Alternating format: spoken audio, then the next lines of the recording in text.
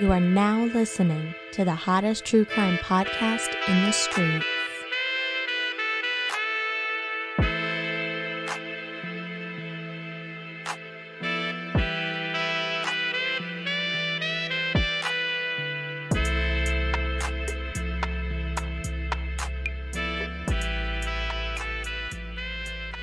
Hello, and welcome to another episode of Affirmative Murder, the equal opportunity true crime comedy podcast. I am Alvin Williams, joined as always by my partner in true crime, Francel Evans. Oh yes, wait a minute, Mr. Postman.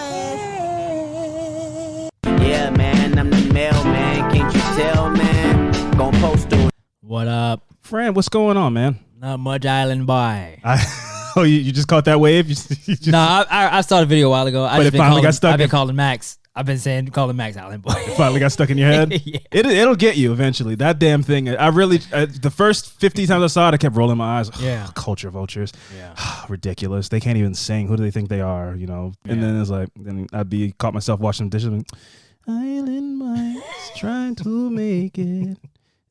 Island Boy. It's not catchy because it's stupid, but like it is catchy somehow. It is catchy, man. So yeah, but I wish nothing but horrible things for those two dudes. They look ridiculous because they look ridiculous, man. They look like Elisa Simpson and Lisa Simpson, Kodak Black somehow. I don't know. It's weird. Yeah. But friend, we should let people know that this week is a little different. Mm-hmm. This format's a little bit different. We're doing a little experiment.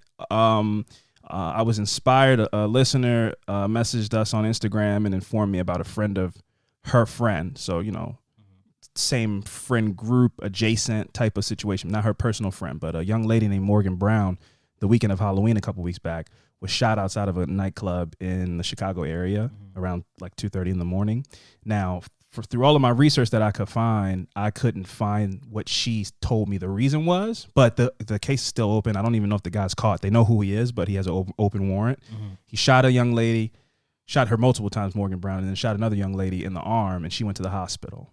So I don't know if this is like inside information. Maybe the girl that messaged us knows people in the circle, but she told me that it was because the young lady, Morgan Brown, turned down his advances. And out of retaliation, angry, pride, hurt, whatever the thing is, he pulled his gun out and shot her multiple times. Now, again, if you look this story up, her name's Morgan Brown, Chicago, Illinois, or Morgan Brown, Chicago. I don't know the exact area, but if you look this story up, that's not the motive on the headlines as of now. But what I've been told is it was some scenario like that. And that's not hard to believe. We've heard plenty of stories like that before. We've talked about these stories. We've talked about how as men, how do we check these people, these dudes out here who are doing these crazy things to people, who are making them feel uncomfortable out here because they want something from them. Yeah. So I was like, let's open this up, man. Let's stop, collaborate, and listen, like the world famous poet Vanilla Ice once said. And let's open the phone lines up. Let's get some people in here that listen to this podcast who have heard us talk about these things, and let's hear their stories. Because, I'm sure there are a lot of people out there who know the feeling of fear that Morgan Brown had before she was shot. Yeah. But they have stories where they weren't killed, but that fear is all known, all too familiar to a lot of people out there of like, well, let me just smile and oh, thank you. I do have a dump truck ass or whatever these dudes are out here saying. And you just have to smile through it and keep walking or give them a fake phone number, any of these kind of things. So I said, let's change the format up this week. Let's interact with some listeners and let's see what happens. How do you feel about what we're about to do? It's pretty interesting. This is a different format for us, like you said. But I would love to hear these stories and, hear what these other, people that have been in these situations that, fortunately wasn't killed, rest in peace, Morgan Brown, her name, right? Morgan Brown. I would love to hear, these stories and how, and, what was the outcome as far as, how did they handle it? And, was they with anybody? It's because, you can handle a situation different if you're with somebody and if you're not. For sure. So, the outcomes could be different, but I would love to hear, what these women go through. Absolutely. At that moment, and terrified. I know, so terrified. You don't know how this person's going to react. Yeah. To my, to whatever answer I give them. So I would love to see, hear those stories and what happened and how they handled those. Yeah, I'm really excited. I don't really know I haven't thought this out. Like, I don't have a well-produced idea. So I'm just going to start calling people. Hello? Hello, is this Lauren?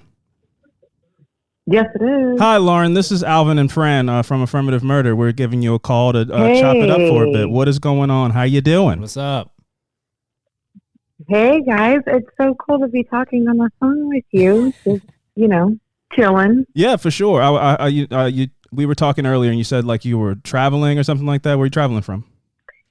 Yes. So I actually took a flight back a day earlier. I took a cross-country road trip with my mom.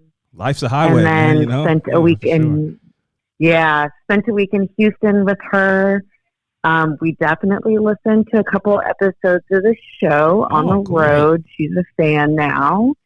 Well done. Well done, Lauren. And well done. interestingly, we stopped in Money, Mississippi, where Emmett Till was accused of wolf whistling at Carolyn Bryant. Yes. Wow. So we stopped by what's left of the Bryant grocery store, and then we went to Winona, Mississippi, where the In the Dark podcast took place. Heavy. So we did some true crime tourism stuff on our trip. Yeah, heavy. I mean, did you guys like stop for? Did you get milkshakes or do like light stuff, or was it just like this deep existential like? Store, right. The Bryant grocery store is still owned by the family, and it's just like a shell of a building. They've just let it decay completely. I will say, though, you have to go down a dirt road to get there. Oh, no, I'm out. Oh, yeah. We were terrified. It was bright sunlight, and we ended up like dropping a pin to a couple of friends just so people knew where we were. Yes. And then we had gone to take pictures of the memorial sign, but the sign keeps getting shot up and vandalized. And so they put up a bulletproof sign. A bulletproof sign? Somebody, yes, at the Emmett Till Memorial site. I didn't even know there was a market. I didn't even know there was a market for that. Didn't know that was a thing. Yep. And somebody within a week of the bulletproof sign going in rammed into it with their car and stole it. So now there is a mound of dirt and a temporary plastic sign. Wow. That sounds like such a fun road trip to take with your mom. Once you have to like pin your area, yeah, I'm out. That's If it. it's like, let me drop one of these just in case something bad happens and people need to find us. Yeah, we're glad we did it, but that's not happening again. I'm like, let's go to Graceland. Like, let's go to Graceland, see where Elvis Presley did music or whatever. Let's do that kind of stuff. Anything where it's like, let's drop our text out our notifications of our location to people or emergency contacts. Once we had to pull out the paper map I keep in my car. Oh, come on, Lauren. This is getting ridiculous now. No service. The hotspot doesn't work. You have to go back to analog. The GPS doesn't even work. The road. They don't even care. The original Google says we don't need to go down that Google's way. like, you guys should turn around. Right. The Magellan. You have to pull out the paper map. This is ridiculous, Lauren. I'm glad you did it. I'm glad you can report back to us and let us know the feelings and the vibrations and those necks of the woods. I'm glad to be on this side. But we'll live vicariously through you on this trip. So very glad you're safe. Sounds good. Lauren, maybe I'll post some pictures up on the Facebook page. Please do. I would love to see. That's the only way I would see them because I'm not going down this road at all. Yeah. I'm not literally or figuratively. Don't worry. I got you. So Lauren, first, before we get into things, I would love to hear your thoughts on what we're trying to do here on this episode. And, and we're excited to, hear your story and to shut the hell up and let you have the platform to inform two dudes about what it's like to be a woman out here and everything like that. So when you saw the post that I put up, what were your thoughts? So I felt like, great. Maybe this will help more men understand how women have to navigate things. I just saw a video today where a man was harassing two black women and they were laughing and smiling and people were like, well, don't laugh and smile. And it's like, that's a defense mechanism. You're trying to keep him calm, and just like, hopefully the interaction will dissipate on its own. But the consequences for being harsh or setting a firm boundary are sometimes violent. Yeah. So I think this is a great idea. You guys talk a lot about a lot of cases, but I think this is relevant too. And I really would love to see the narrative change from like, hey, don't go out there and get raped, to like, hey, don't rape people. Yeah, absolutely. You know? Yeah, any of that. So What was she wearing? All of these things where none of the onus gets all of put it. on the, Why were you out the there perpetrator. alone? Right. I will say, even for me, like, I enjoy walking, and I used to live in Detroit. I was out walking. I was followed for a mile. I ended up hiding on a random person's porch. Oh, wow. Until the guy kind of lost sight of me. But I shared that situation with a couple of male friends, and their response was, well, just call me the next time you want to go for a walk. And it's like, well, I shouldn't have to take a chaperone. Yeah. Yeah. For a walk. Yeah. Wow. That's real. So now again, before you jump in, because I just want to ask one question, and then me and Fran are gonna shut up, and we want to hear your story. As two dudes who might be in a situation where we have a female friend telling us a story like this, is it like, are we the douchebags when we're like, man, I wish I was there. I would have punched them in the face, and you know what? Next time, call me, because I'll beat them up. Like, is that not the proper response? Is that what somebody wouldn't want to hear in a situation like that? I definitely don't think you're a douchebag. And I think a better response may just be asking, how can I support you? And saying, I'm really sorry that happened to you. That shouldn't happen to you. Yeah. That's fucked up. Yeah, because I mean... And I'm going to do my part.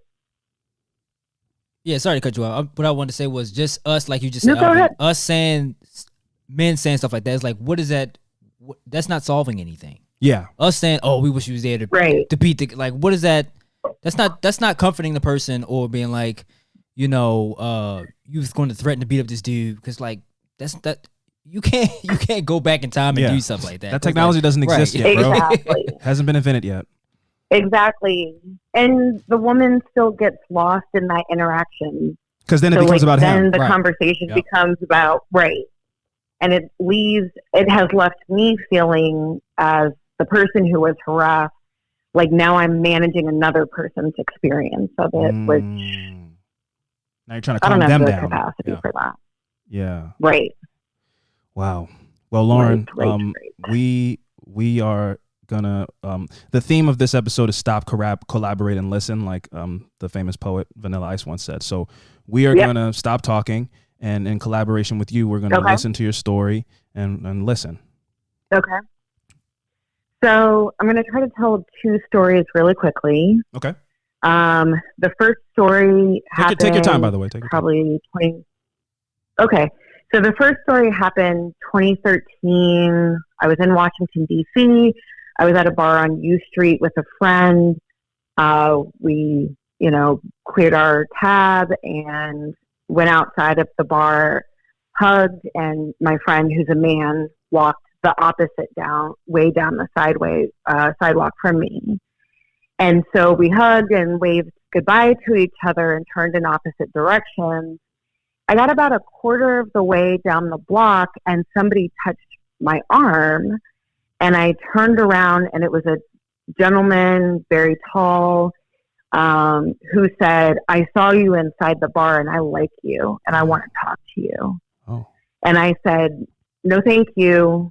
I raised my voice a little bit because part of what I was taught is like create a scene, make a scene out of it.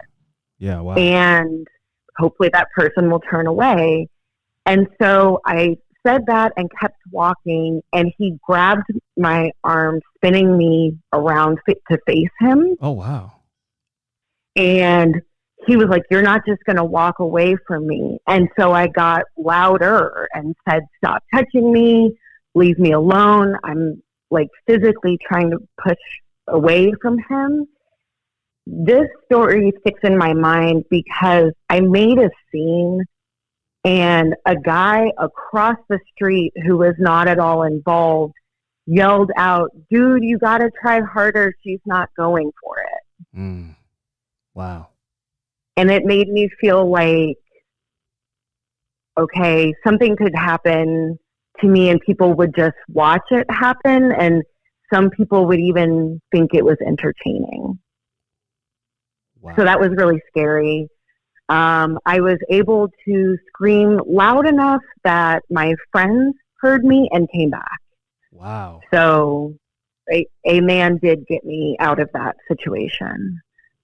But it was very scary because I'm 5'3". The person was more than a foot taller than me. There's nothing, if he had decided to pick me up, there was nothing I could have done. Yeah. The second story I'll tell you guys, I now live in New York, and I was Lauren. going home. Lauren's getting around. I know. I move around like I have warrants. Like, I don't know why I lived in so many different places. But I now live in New York, and I was in the New Lot section of Brooklyn, getting on the 3 train to go back home to Manhattan, where I live. It was late, and this stop was the end of the line. So the train's always pretty empty at either end of the line. So I got on, and at first it was just me alone in a car. And then a young man got on and sat kind of across diagonally from me. I didn't really pay attention. I think I was reading a book. A couple minutes passed, the bell dinged, and the doors closed. And as soon as the doors closed, he said, "Hey," and I looked up and looked at him, and he said, "I'm going to rape you." Shut the fuck up. Wow. Yep. It was just you and him on the train? Just me and him. Just me and him. And I don't feel safe like moving between subway cars. I don't feel like I know how those doors work, and you shouldn't don't want to be one of those people. Shouldn't have to know how to do that.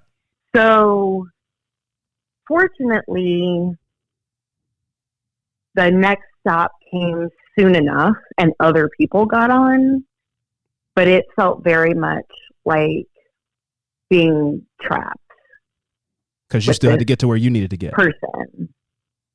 Right. And, the train's in motion. So, like, I don't, thankfully we were above ground. So if I had needed to call 911, I guess I could have, or pulled the emergency stop or something like that. But it was really a terrifying moment. And I shared that moment with a male friend who actually laughed and said, like, "Oh, what? These dudes are crazy out here." Oh, you know what? I don't know, sir. How's that funny? Yeah. And I was like, I don't feel like that's what happened. I feel like somebody threatened rape. Yeah. So I was trapped. And then, since you guys have given me the floor, I'll finish out the third story, which is the one I hinted about in Detroit. This happened summer 2020. So, like, we're in the thick of the pandemic, working from home. And I just wanted to, like, step away from work and go for a walk. And it was midday. I exited my apartment. I noticed that there was a guy wearing all black on a bicycle in the intersection. At the time, I lived near a lot of, like, bars and restaurants. So he looked like a restaurant worker to me, and didn't pay him any mind. I walked about a half a mile across a bridge, and he was behind me. And so I stopped and turned around and looked at him, and he just stopped. And I was like, okay, maybe I'm being weird still. Yeah. But then I walked further, and he followed, and I turned around and I said, "What do you want?" And he laughed, and he was still on his bike. So I'm on the sidewalk. He's in the road on his bike. So like almost like riding next to you, but like a little further back, trailing a bit. Just like slightly over my left shoulder. Wow. Like he was like in my peripheral vision. Oh, that's not subtle. That's not subtle at all. No. And so I called a friend. And then he started writing beside me. And that's when I ran to a house that happened to be on the corner. And I banged on the door. A Black woman answered. And I was like, hey, I'm not asking you to let me in. We're in the middle of a pandemic. Can I hide in this corner of your porch? There's a man following me. She was super nice. She was like, yes, absolutely. Take your time. She brought me water. I probably waited about 20 minutes. Oh, wow. And I still wanted to go for my walk. And I got about a block down from her house and saw him again. And so all I can think is maybe he saw where I went and just waited me out. But I started walking. I saw him again. He pulls up sort of alongside me again. And at that point, I was on Grand River. I don't for anyone who knows Detroit, but I was on Grand River. And I literally just walked into traffic and flagged down a police officer. Wow. Which I did not want to do. I don't want the police interaction. I also don't want to bring a Black man into a police interaction. I, as a Black woman, don't want to be a part of a police interaction. That's such. I didn't know what else to do. That's so much to have to calculate, Lauren. I really that breaks my heart because it's like you clearly felt unsafe, but then you're also trying to protect this person because you know the history of this country, and you have to. I mean, who knows? You know how this is going to go, and you'll be shocked to learn the police were completely unhelpful. They kept asking me, how did I know him? What does he want from me? I have no idea. So I started walking back towards my apartment. I made a bunch of loops through like my apartment complex because I didn't want him to see where I was going in. Made it into my apartment, looked out the window, and it actually looked like he had started following another woman. And you saw him out of the window of your apartment when you looked out of the window? Yeah. Wow. Yeah, because I walked up to Grand River. I lived off of Michigan. And so he just kind of rode back between those two streets. And then I think I was able to slip into the building without him seeing which door I went into. But when I looked outside, he was riding his bike in the street alongside another Black woman. And I could see that she had headphones in. Oh, yeah.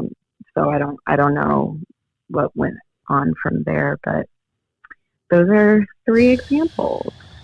Wow. Lauren, can I ask you, how did, and not just one of these, but all of these situations, one too many, obviously, but how did these, this is a 2-part question, I guess. How did these shape your future interactions around men who approach you in life, or any of it, just as a friend or any type of way like that? And also, and two, because part 2 is, how would you as a woman want to be approached with your experience as a man, as a friend, any type of way? Like, obviously don't grab you and spin you around like you're in some kind of weird twisted dance, but what exactly. To men out there listening, how would you want to be approached as a woman for conversation of any kind? So I'll answer the second part first. I really think you can just say hello. Like, I have met people while out and made friends, or even gone out on dates with people who just said hello. Nothing weird. Just say hello. I will say this is kind of where the weird, nice guys don't get attention narrative comes in. That's a little gross. If you have to say that, then you're probably not a very nice guy. Yes. But yeah, just say hello. I went on a few dates once with a guy who just said, I wanted to let you know that your dress is really pretty. And we struck up a conversation and had drinks a couple times, and that was it. And it was cool. you know, I've had interactions that start off as, hi, you look nice. And then I say thank you and keep walking. And it's like, well, then fuck you then, you stupid ass bitch. And it's like, okay, well. Yeah. You know, seen those play out. Seen those play out for sure. Yeah. As far as how it has changed my approach, so as we've discussed, I actually don't have warrants, but I have moved around a lot. I've lived in DC, New Orleans, Atlanta, New York, San Francisco. Are you Carmen Sandiego? No. So it's she wouldn't tell us if she was, friend. She wouldn't tell us if she was. It's fine. Don't worry about it. My financial planner literally called me Carmen Sandiego the other day. Yeah. He was like, why is your mail being sent back to me, Carmen? Where do you actually live now? Like, that's hilarious. Anyway, I'm back in New York. So I've lived in all these different cities, always as a single woman. And I've loved all these places. I carry 2 personal protection devices on my keychain. One that has a bright light and makes a noise. The other one that has 2 sharp points. I have taken Krav Maga lessons. Whoa. Yeah, that was like a confidence booster, but it was also, we did very real world scenarios. Yeah, I'm familiar with the Israeli death art of Krav Maga. Right. Yeah, so that's why I said wow. Yeah. It's no joke. Yeah, so I do that, and then, you know, there's the old tricks, like you keep your AirPods in, even if there's nothing playing. Yeah. Do you do the ring thing? I've now permanently. Sorry, the what? Like, do you wear like a? Oh, have I put a ring on my ring finger? Yeah. I absolutely have done that. I feel in my mind, I feel like that welcomes that, like, oh, you can't have friends, and then it gets weird. Then it starts to get weird. You know? They'll absolutely do that. Absolutely that happens. But there also seems to be a respect for, like, oh, this is another man's territory already. Oh, that's gross. Oh, okay. So, when you put it like that, when you put it like that, that's pretty fucking gross. Oh, yeah, wow. It's pretty bummer summer, right? Yeah. So, I've tried all of that. I just permanently share my location with my mom. Now I'm almost 40, and I still just go ahead and share my location because I travel and I live in big cities. By and large, I feel very safe. I feel very safe in New York. I felt very safe in DC. But there are folks out there who, whether that's how they move through the world all the time, or maybe they are lit this evening and feeling themselves in a certain kind of way. You know, I don't walk around in fear, but shit absolutely happens. Yeah. You definitely walk around, you know, aware. Oh, for sure. Which is something I can say I've on several days just can walk around in life on autopilot, and and not until you hear stories like this do you really think about that. Where I go grocery shopping, I have my AirPods on the whole day I have the ones that you press the thing and it's like goes silent. Yeah, like the commercials. Right. And I don't think twice about not being able to hear the world because I'm like, who's gonna bother me? Right. Who's gonna bother me? I have the same ones. I will only use that in public if I'm on like a very full midday subway situation where I feel like I can zone out. Yeah. But I think part of the benefit of what you guys are doing is I'm not sure that men or mask presenting people in the world understand how much energy goes into the level of vigilance. Yeah. And I put it that way because I'm not even sure that I always understand how much energy goes into the level of vigilance because I'm a 38-year-old woman. I've been doing it. I'm not sure what it would be like to not do it. But that is rape culture. And so, I think we have to start calling out the things that we've normalized so that we can start changing them. And, I've also tried to intervene when other women are being catcalled, or I witnessed a physical assault on a DC metro and, tried to intervene in that. So I would say that's an important thing, is when you see something happening, even if you just make contact with the person being harassed, to say like, hey, are you okay? And looking them in the eye like, hey, I can see you. Can I help you out of whatever situation you might be in? Yeah. They might be like, hey, I'm fine. I've also had women be like, oh, hey, girl, I was waiting for you. Let's go. And it's like, all right, sis, let's go. Fran, you had a question? I kind of wanted to touch on when the story you talked about when you was on the train and you told your, you mentioned the situation to your friend and he kind of like giggled it off and was like, guys are crazy. I felt like that is the perfect example of, one of the main reasons why we're doing what we're doing on this episode. Yeah. So guys can realize like, it's not a laughing matter for one. And it's like, you need to take it more seriously than just, hey man, you dudes are crazy. Well, the reason that it was a laughing matter to him, Fran, is because he couldn't fathom. It sounded so ridiculous to somebody going like, I'm going to rape you. You're like, he just came out and said it like that? Nobody does it. That's crazy. That's like insane. That's my point. Unfathomable to me. Exactly. That's why I'm just saying like most guys think that way. Oh, for sure. That's the whole point of us doing this, to going like, hey, it's way deeper than that. And it's not funny at all. No. Right. Yeah. And, my friend that I told is a 6'3", like, he does not walk through the world seeing other people as possible physical threats. Yeah.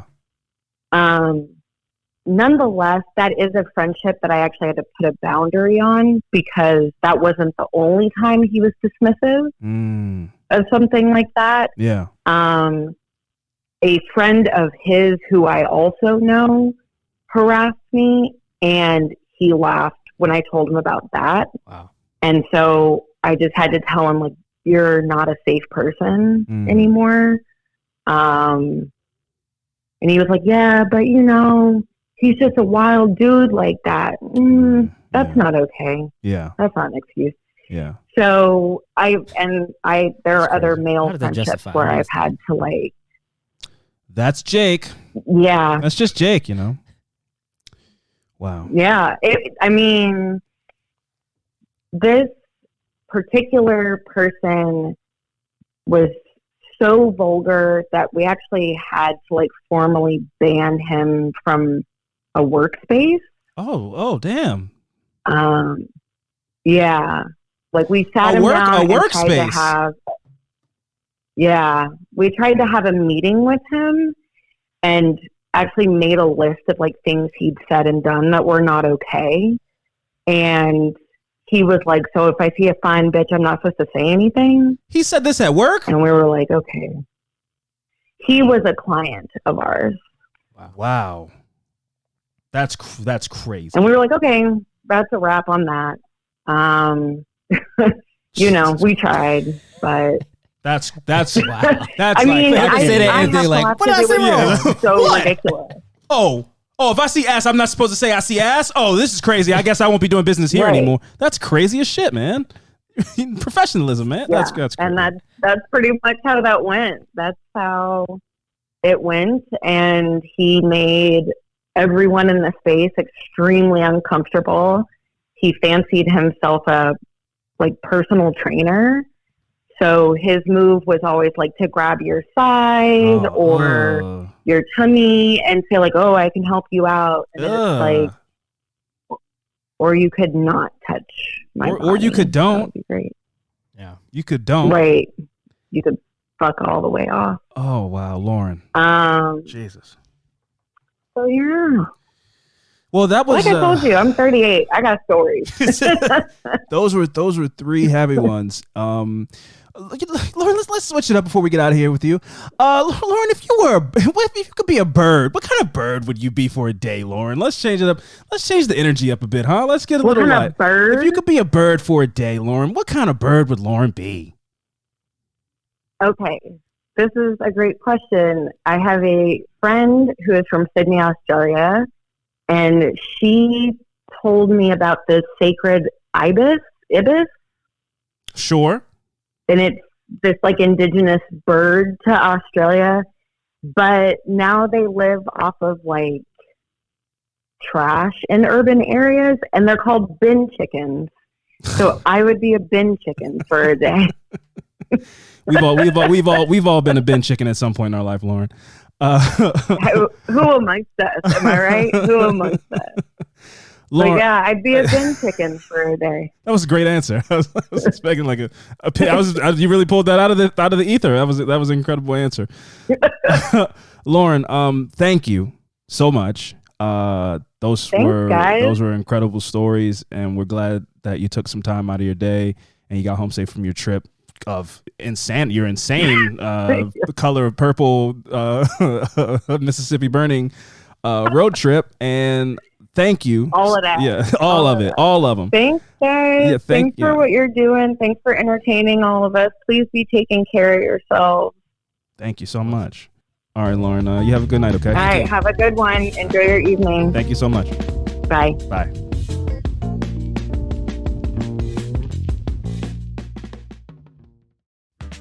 Affirmative Murder is brought to you by Green Chef.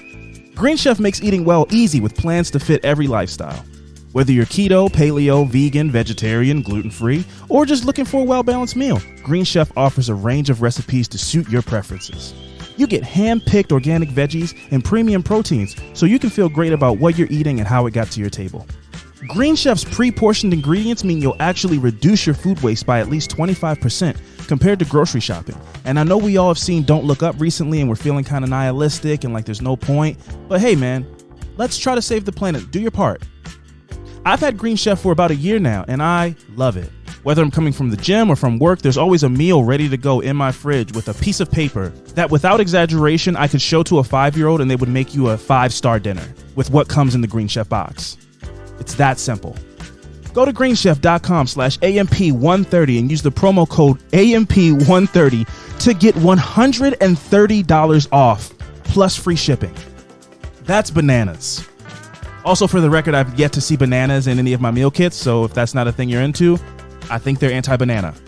Again, that's greenchef.com/AMP130 and use the promo code AMP130 to get $130 off plus free shipping. Again, that's Green Chef, the #1 meal kit for eating well.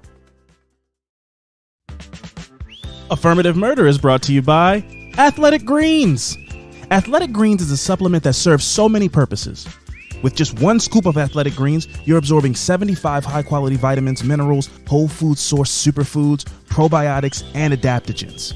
This special blend of ingredients helps to support your gut health, your nervous system, your immune system, your energy, recovery, focus, and aging. Having my little green AG1 shake in the morning is the first thing I do. Well, no, that's a lie. The first thing I do is I wake up, I take my sleeping hat off, and then I sing Good Morning Baltimore. But after I'm done that, I go in the kitchen, I whip up one of these AG1 shakes, and my day kicks off with a bang. Tons of people all around the world take some kind of multivitamin. So it's important that you choose one with high-quality ingredients that your body will actually absorb. Taking the AG1 supplement is a small thing you could do every day. It takes literally 30 seconds, but it has massive benefits.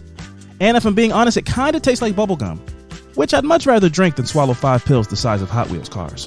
Fun fact, a subscription to Athletic Greens costs you less than $3 a day, and you're investing in your health. That's cheaper than your Starbucks habit.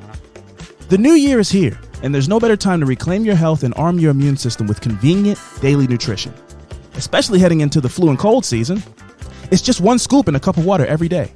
It's that simple.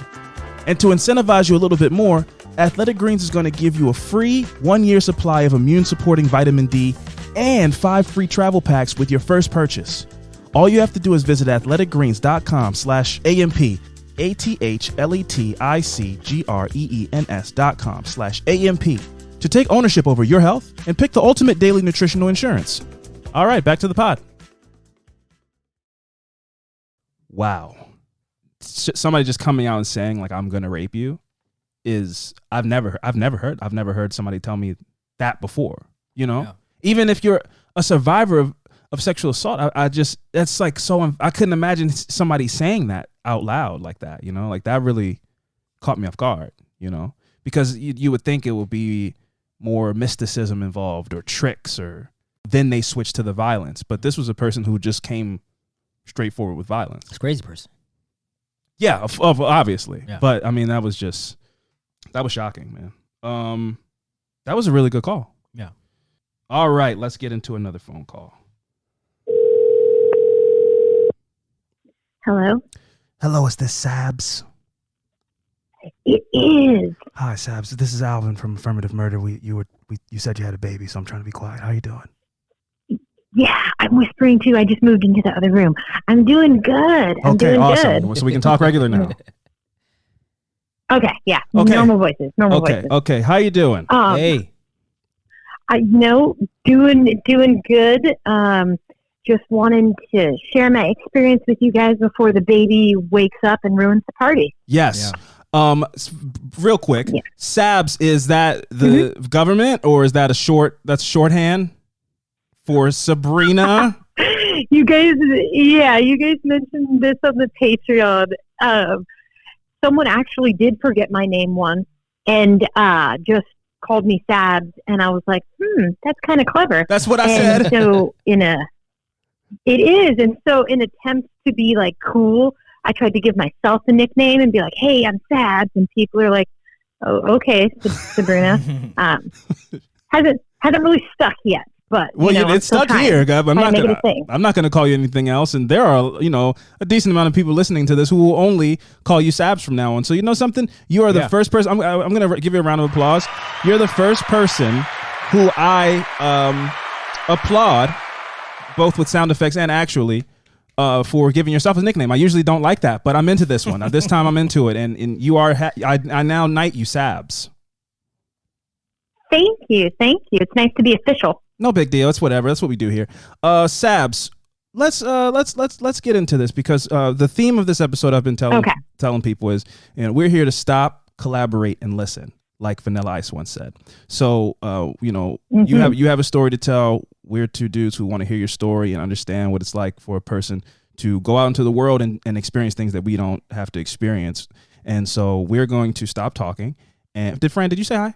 Yeah, I did. Okay, yeah, Fran said hi. So those are out of the way. Throw those out the window. We're going to stop talking, and in collaboration with you, we're going to listen to your story. Cool. So basically, I went to college in Northern California, and as most college students do, would go out to the bars. Sure. One night, we'll call him a gentleman. There's other words we could use, but we'll just say gentleman. You can throw one out if you'd like. Offered to buy me. He asked if I wanted a beer. Okay. And my mom, being the very paranoid, traditional Latin woman she is, always told me never let a gentleman or someone you don't know buy you a drink, because you don't know what they're going to put in it, what they're going to do. Just don't do it. And so I said no. Very, very polite. Turned around and finished talking with my two friends who I was there with. And that is all I remember. Apparently, he had roofied me.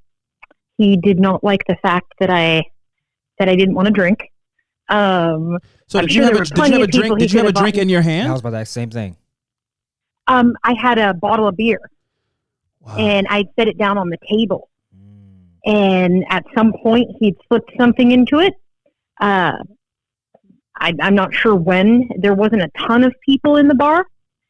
But he roofied me. And next thing you know, the two roommates I lived with, two larger actual gentlemen, were looking for me, couldn't find me. And this guy had carried my limp body down the stairs and was trying to get me into a car. Get the fuck out of here. Yeah. Long story short, he didn't succeed. My two guy roommates confronted him, and he said that he knew me. They knew he didn't know me. And then he's like, oh, well, she's my girlfriend. And they're like, no, she's not. And then he started getting confrontational with them. And before calling the cops, they, beat him up. Nice. But apparently this guy had a habit of drugging women. I was about to say this sounds like turned down his advances. No, this wasn't his first rodeo. No. So how'd you find that out? Was he known at this bar or just around the college town? Like, so I had woken up the next morning at my parents' house very confused as to why I was there, and my parents had explained to me that I was roofied. I had to go to the hospital, file a police report. We did the whole shebang, and the guy ended up getting arrested and had a previous criminal record. And so that's how we found out that he had done this before. And did you pursue charges against him? Were you able to do that? Or was that like a whole messy, like, bullshit? It was a whole messy thing. Yeah. You can't really prove it. There's no video, blah, blah, blah, blah, that type of thing. So there's really nothing they could charge him with. They didn't have it on camera that he roofied me. He said that long story short, at best, or at worst rather, he was just trying to take a drunk girl home. And I mean, I wasn't drunk. I couldn't walk. I was completely out. He was carrying my limp body. And, no one, passerbys or anyone said anything or tried to stop him. Maybe they thought he was a friend just trying to get me home. That's the scary, because that was going to be my next question, because that's the scary part, is that you go out, whether, I haven't done bar crawls like I used to, but, in college times, you go and you do that stuff, and you might see a girl who is 3 sheets to the wind, falling down or whatever, and you just, in your mind, just instinctively you go, oh, she went hard tonight. But you have no ability to gauge on if that person was drugged, and if that person that they're with that's carrying them is that. So that really, you really put that into perspective for me, because so many times I would have been one of those people who went like, yeah, man, I might even have said something like, yeah, man, get her home, and just kept walking on with my life, because I'm just assuming this person, that's the danger of it, that it can be in plain sight like safe that. And, a lot of women that I went to college with, or just women that I know, we all have stories of, walking at night, a guy says something, or just even walking in the daytime, and a guy approaching you and you trying to figure out, okay, how am I going to respond? How will he take my response? Do I need to have what we like to call Wolverine hands, which you stick your keys between your fingers? Yeah. So it's a whole different rodeo when you have a certain set of organs there. You have to be very thoughtful about where you are and how you respond for sure to someone. Stabs, I know you have a baby waiting, and you're lucky to have some time where he's asleep. So my last question is, this experience, I'm sure there's been a ton of experiences that have sucked, but how did an experience like that shape you going forward, as far as trust issue, any of the, like, how did it, or just do you now absolutely don't let you put the napkin over your drink? Like, are there any lingering effects from that experience that have carried over into your life today as an adult? Oh, definitely. I won't leave a drink. If I put a drink down, it's down. I'm not coming back to it. I'll take a drink with me. I won't even trust it at a table, with friends, because you unfortunately don't know. Yeah. There's, as a woman, you have to take, and I hate being this paranoid, but you have to take these precautions, because, that nice guy you were chatting with, or seems nice, because this guy that roofied me, clean cut as it gets. Yeah. Just, you would see him and think he was the boy next door, and, he'd actually was from a pretty prominent family in the area, which might have something to do with him getting away with what he has been getting away with. But, you wouldn't see him and think, oh, I'd hide your drink, be careful, you'd be like, oh, look at this, nerdy dude. Yeah. Sabs, thank you for sharing that.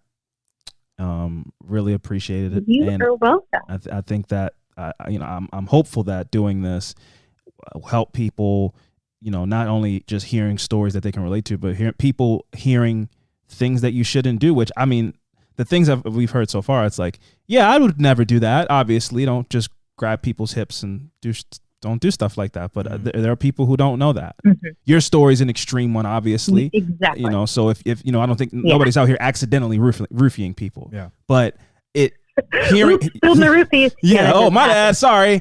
But the gem that you left us with was people saw you stumbling and getting into, heading into a car with this person.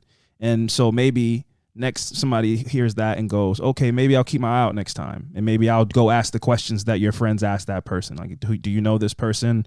Are you okay? Is she okay? Or, those types of things. Because again, I definitely have walked past girls in that situation before, getting into an Uber with somebody and they're falling. I've seen that, and I'm so that changed my perspective on that for sure.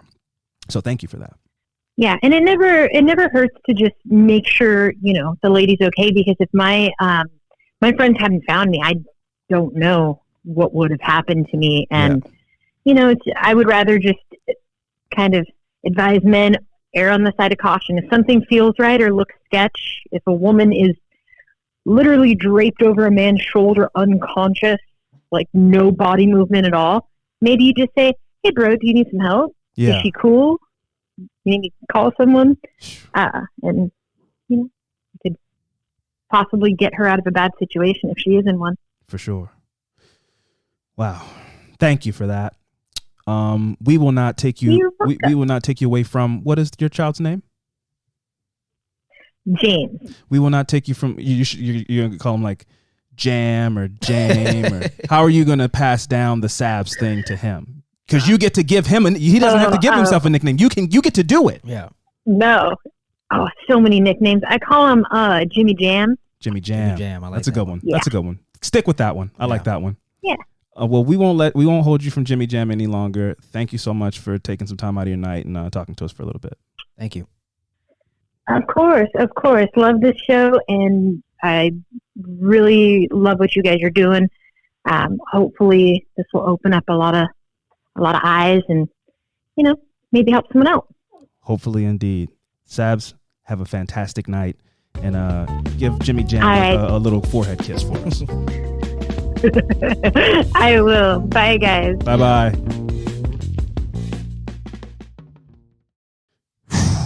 Yeah. Man. It's hard to hear these stories and to think nobody saw that dude do that. Slip something in her drink? Yeah. Man, I watched a video on TikTok of a girl with several cups in her apartment just doing moves that you would see somebody do in a bar. Yeah. Where she's like, "Oh, excuse me, let me grab a napkin." Bloop, drop a beer bottle though? Yeah, beer bottle yeah. You've been doing that. You've done that way too many times. Yeah. I mean, if it's open, it's got a hole in it, Yeah, man. I mean, these stories are crazy. It's like, I have a child. I have 2 children. I have a boy and a girl. Mm-hmm. If to hear stuff like this happen to Sophie, we have a problem. Yeah, to hear stuff like this, that Max has something to do, we have a problem. Absolutely. I really honestly, like, how many times, Fran? I mean, how many times have we gone out to a bar and you see a girl you just go, man, she was too many shots. I mean, again, I feel after hearing Sabs'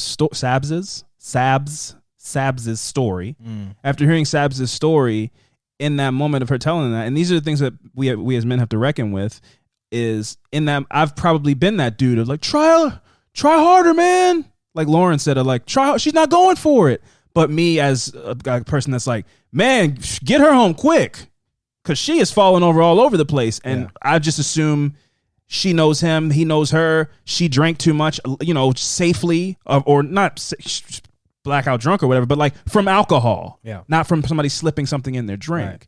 And just statistically, the number of times that I've seen that, I probably have seen women be roofied before, or that have roofies in their system. So that's a lot to reckon with. Crazy. You feel like, obviously, what could I have done? Yeah, but to be out, having a good times with your friends, and then to wake up, hours later and go. And no, I only had two beers. Yeah, this wasn't alcohol. That's terrifying. That's almost like I won't go. I'm not even gonna go out. That's why I'm asking them that question. Yeah. Like, what comes from this experience? Because imagine you wake up in a strange dude's room on his bed. Yeah. And then you're like, I don't remember sleeping with this.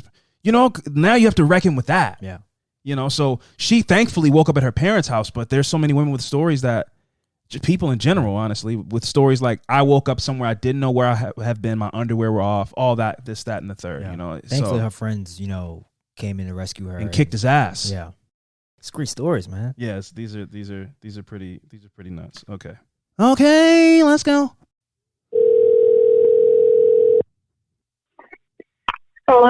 Hello, is this Hannah? This is Hannah. Hi, Hannah. This is Alvin and Fran from the Affirmative Murder. We're giving you a call just to chop it up for a bit. What's going on? Oh shit! Hello. Wow. I'm like so happy you guys called. I'm still at work, but I'm gonna walk away. Oh no. Well, don't get written up. I'm stepping away. She can. Oh no. I'm a graduate student, and they pay me so little. It's okay. But anyway, this is amazing. Yeah, I would love to talk about whatever. I know you guys have some specific questions you want to ask. So we don't. Please fire away. We don't. We are here just trying to hear people's experiences because we are two, masculine presenting dudes who walk around in the world with. I wear my AirPods with the sound silent. What's it called, Fran? Sound noise canceling. Yeah. I have the noise canceling on. I don't have to worry about looking over my shoulder. I don't have to do any of these things. So we wanted to hear some stories from people who might have stories like that, and we're here to shut the fuck up and listen. Oh, wow. Okay. Well, I'd like to preface by recognizing that I'm still like a white femme presenting person. So I have my, of course, my own sets of privileges walking around the world. But let's see. So I think something you might find that everyone will tell you that you'll talk to you about this is that when you're like a young female, you're taught to walk with your keys in your hand. Yeah, Wolverine. Like your keys sticking out. They called it Wolverine. Yeah, it's been called Wolverine. Exactly. Yeah. Mm-hmm. Yeah. Okay, yeah. So that's one. You always want to park under a light at night, especially, right? I've definitely had creepy notes on my car before, like just literally like scratch notes, like it's like someone trying to scare you, like not just like a hi, like a creepy hello, like newspaper trimmings. Yeah, like very scary shit like that. Yeah. There's a couple specific stories I thought of when I saw your guys' post. One is when I had some friends at my parents' house. This was years ago, and one of my friends locked her keys in the car, and so we called tow truck guy. And I'm just, being nice. He was really quiet. And, like, I was just shooting the shit and being polite. And I get in my car, and this might not be, I guess, the most PG, but I'm, like, smoking a bowl in my car in my driveway. Yank it up. And we're not, it's not a church podcast. I live in California, so it's a little, it's different here. You were blowing some dank. So, yes, proceed. And there's like a knock on my window, and I'm parked in my parents' driveway, and it's the tow truck guy. And I thought he left, like everyone left the street, and I'm like, oh yeah, I can go smoke weed in my car, like no big deal. And he's standing there, and I like have this moment where I'm like, okay, if I get out of the car and run to the door, he can totally catch me. I'm not close enough to my front door to make it, and he's like twice my size. Yeah. And so I'm like sitting there and panicking. And also I've just like got weed all over my lap. Like I just look ridiculous, and I'm kind of panicked. So I roll down the window, and he was like, hey, it's just been the new year, and like, you're so beautiful. And I never do this, but like, I just really wanted to like reach out and get your number and talk to you. And this guy's like easily 20 years older than me. I must have been 19 at the time. And I immediately don't know what to do. And I gave him my real phone number, which was the biggest mistake, right? Like, definitely wouldn't do that now. Yeah. But, you know, I gave him my phone number, and he just kept texting me. And he just kept texting me. He used it. Yeah, he used it, right? He used my number, and he knew where I lived, you know, because he towed the truck at my house, and, like, I was sitting in my driveway at my house. And so, you know, I kind of blow it off. And then maybe a year later, the same shit happens. My friends come over. Someone locked their key in the car. I think it was even the same stupid friend who did it. How much weed are you guys smoking at these house parties? Like, the first time I let it go. I didn't ask any questions the first time where you go, locking your keys in the car is that's pretty amazing. Twice at the same house. Twice. Yes, and the same friend. It's the same. It's the same person. I didn't do that. Same friend, dude. Yeah, the same. Maybe I should have just cut her off. Like, no more. You're a bad omen. Yeah, seriously. But then it was the same fucking tow truck guy. No way. So the same guy comes back, and I'm like, and before he came back, I'm like, you know what? I'm just gonna go inside, and I'm just gonna, like, wait. Yeah. 'Cause I don't know if it's the same guy, but, like, I just, you know, it was the same friend. And it's the same AAA. I'm like, I don't know, man. I don't know. So anyway, I'm looking out the window. It's the same fucking guy. And he, like, came up to my door, and he, like, looked in the door, and he, like, you know, was asking my friends about me. Oh. And then it was so uncomfortable. And he finally left. And luckily the guy never talked to me again. But that was just one experience where this guy wouldn't leave me alone, and he came up to me in my car, in my driveway. Like, it was so bizarre and so creepy. And also, why? Like, what do you think's going to happen? I'm going to be so taken aback by how good of a tow truck driver you are that, like, you got those keys out of there so fast. And I know you're the age of my dad, but here's my. Well, you did give me your real number, so. But no, yeah. I know I did. I made that mistake many times. You're like, oh damn! I thought I changed the 6 to a 5. That's my real one. Damn! I thought I gave him a fake number. What's terrifying to me is that when I've heard that when you give a guy your phone number. What terrifies me is doing that, and then how long after do they try to use your number? Is it like right. I want to see if this works. I want to see if this is the real number in front of you. Oh, I saw a girl. That's terrifying. That's creepy. I saw a girl give a guy a fake number in his face, and he called it right there. That's what I mean. Mm-hmm. And she said my phone was disconnected. Oh my Hannah. goodness! It was a quick save. Yeah. I was like, this person's meant to be my friend. It was a quick. She was like, yeah, I'm just going through some financial stuff right now. My number's disconnected. That's why I went to that. But it was just a fake number. Yeah. But also, I did want to speak on, like, the don't tow trucks communicate through, like, radio? Is that like a thing, or I'm just making that up? I don't know. They probably have CB radio. I feel like that's CB culture. Because it's just crazy. It's crazy for you to get the same tow truck guy twice.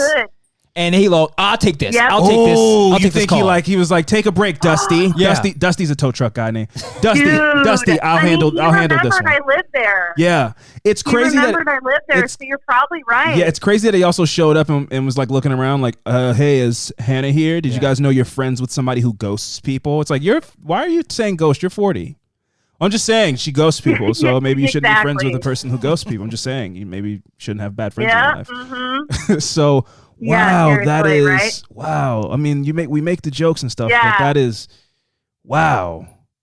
What did he think? I mean, what did he think he was? Maybe she'll be my tow truck queen. 19 tow truck queen in 19. Yeah, it was just oh my god, that's just one, right? Like I said, that's one story. I have another story where I worked at the community college I went to, and I was, working at this main desk, and this guy would always come up to me when I was working and just talk to me, like, while I'm helping other people, like, clearly in the middle of my job, and he just would not leave me alone. And, and I tried to, like, test the waters where I'd ask my coworkers, like, hey, go sit here for a sec. I'm going to switch spots with you, and we'll see if he stays. And as soon as I would leave the area, he would leave. Like, it was one of those things where it was very apparent. He was there so then, for you. Again, Yep, he asked me for my number, and this is back when I was the dumb young child. I'm like 30 now, but would not do it the same way. But I gave him my number because I felt bad, and it's always the guilt. The guilt is like that's what makes you give in. It's just like you feel bad, because they came up to you and they asked you, and that must have been scary, and whatever. So I hear that, but you know what? I know you probably know now. Fuck that guy. You know what I mean? Like that guy can take it. That any guy listening to this, your ego can take a bruising. She said no, bro. Move on. If she said no, you got to go. You don't have to like, come on. I just really going through a lot. It'd be nice if you could let me take you out for a drink. No, man. Fuck. I don't want to. Yeah, that's it. That's simple as that. I don't know, Alvin. There's a the radio show host here. I can't remember the guy's name, but they do a segment where they give like a fake number out. A fake number. Mm-hmm. Yeah, and then the guys will call a number and then just say creepy shit on the voicemail. Yeah. And I was like, these people, that's so creepy, man. That's why before we get off the phone with Hannah, once she finishes this story, we're gonna get a piece of paper out and write her a fake phone number. Yeah, that you just keep this. That's a great idea. Just have a default one. Memorize it like it's a real one. Just call us. Yeah, we'll give them the Google. We'll give them the Google number. We'll play it. Yeah. Oh, are we gonna become a radio show? I'm down, oh wow, man. And no, Hannah, please continue. I love it. Yeah. Oh yeah.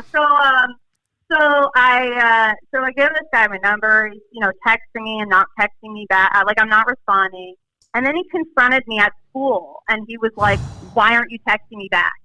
And I didn't even know what to say. I was so no one had ever done that to me before, where they were like so demanding of like an answer, and I didn't know what to do, and I didn't feel safe to be like, I'm not interested, but I said something like, I'm really busy, some bullshit excuse. Yeah. And then I went to a class, and it was a class, I was making up a class. So it was like a day I don't even normally go to this class.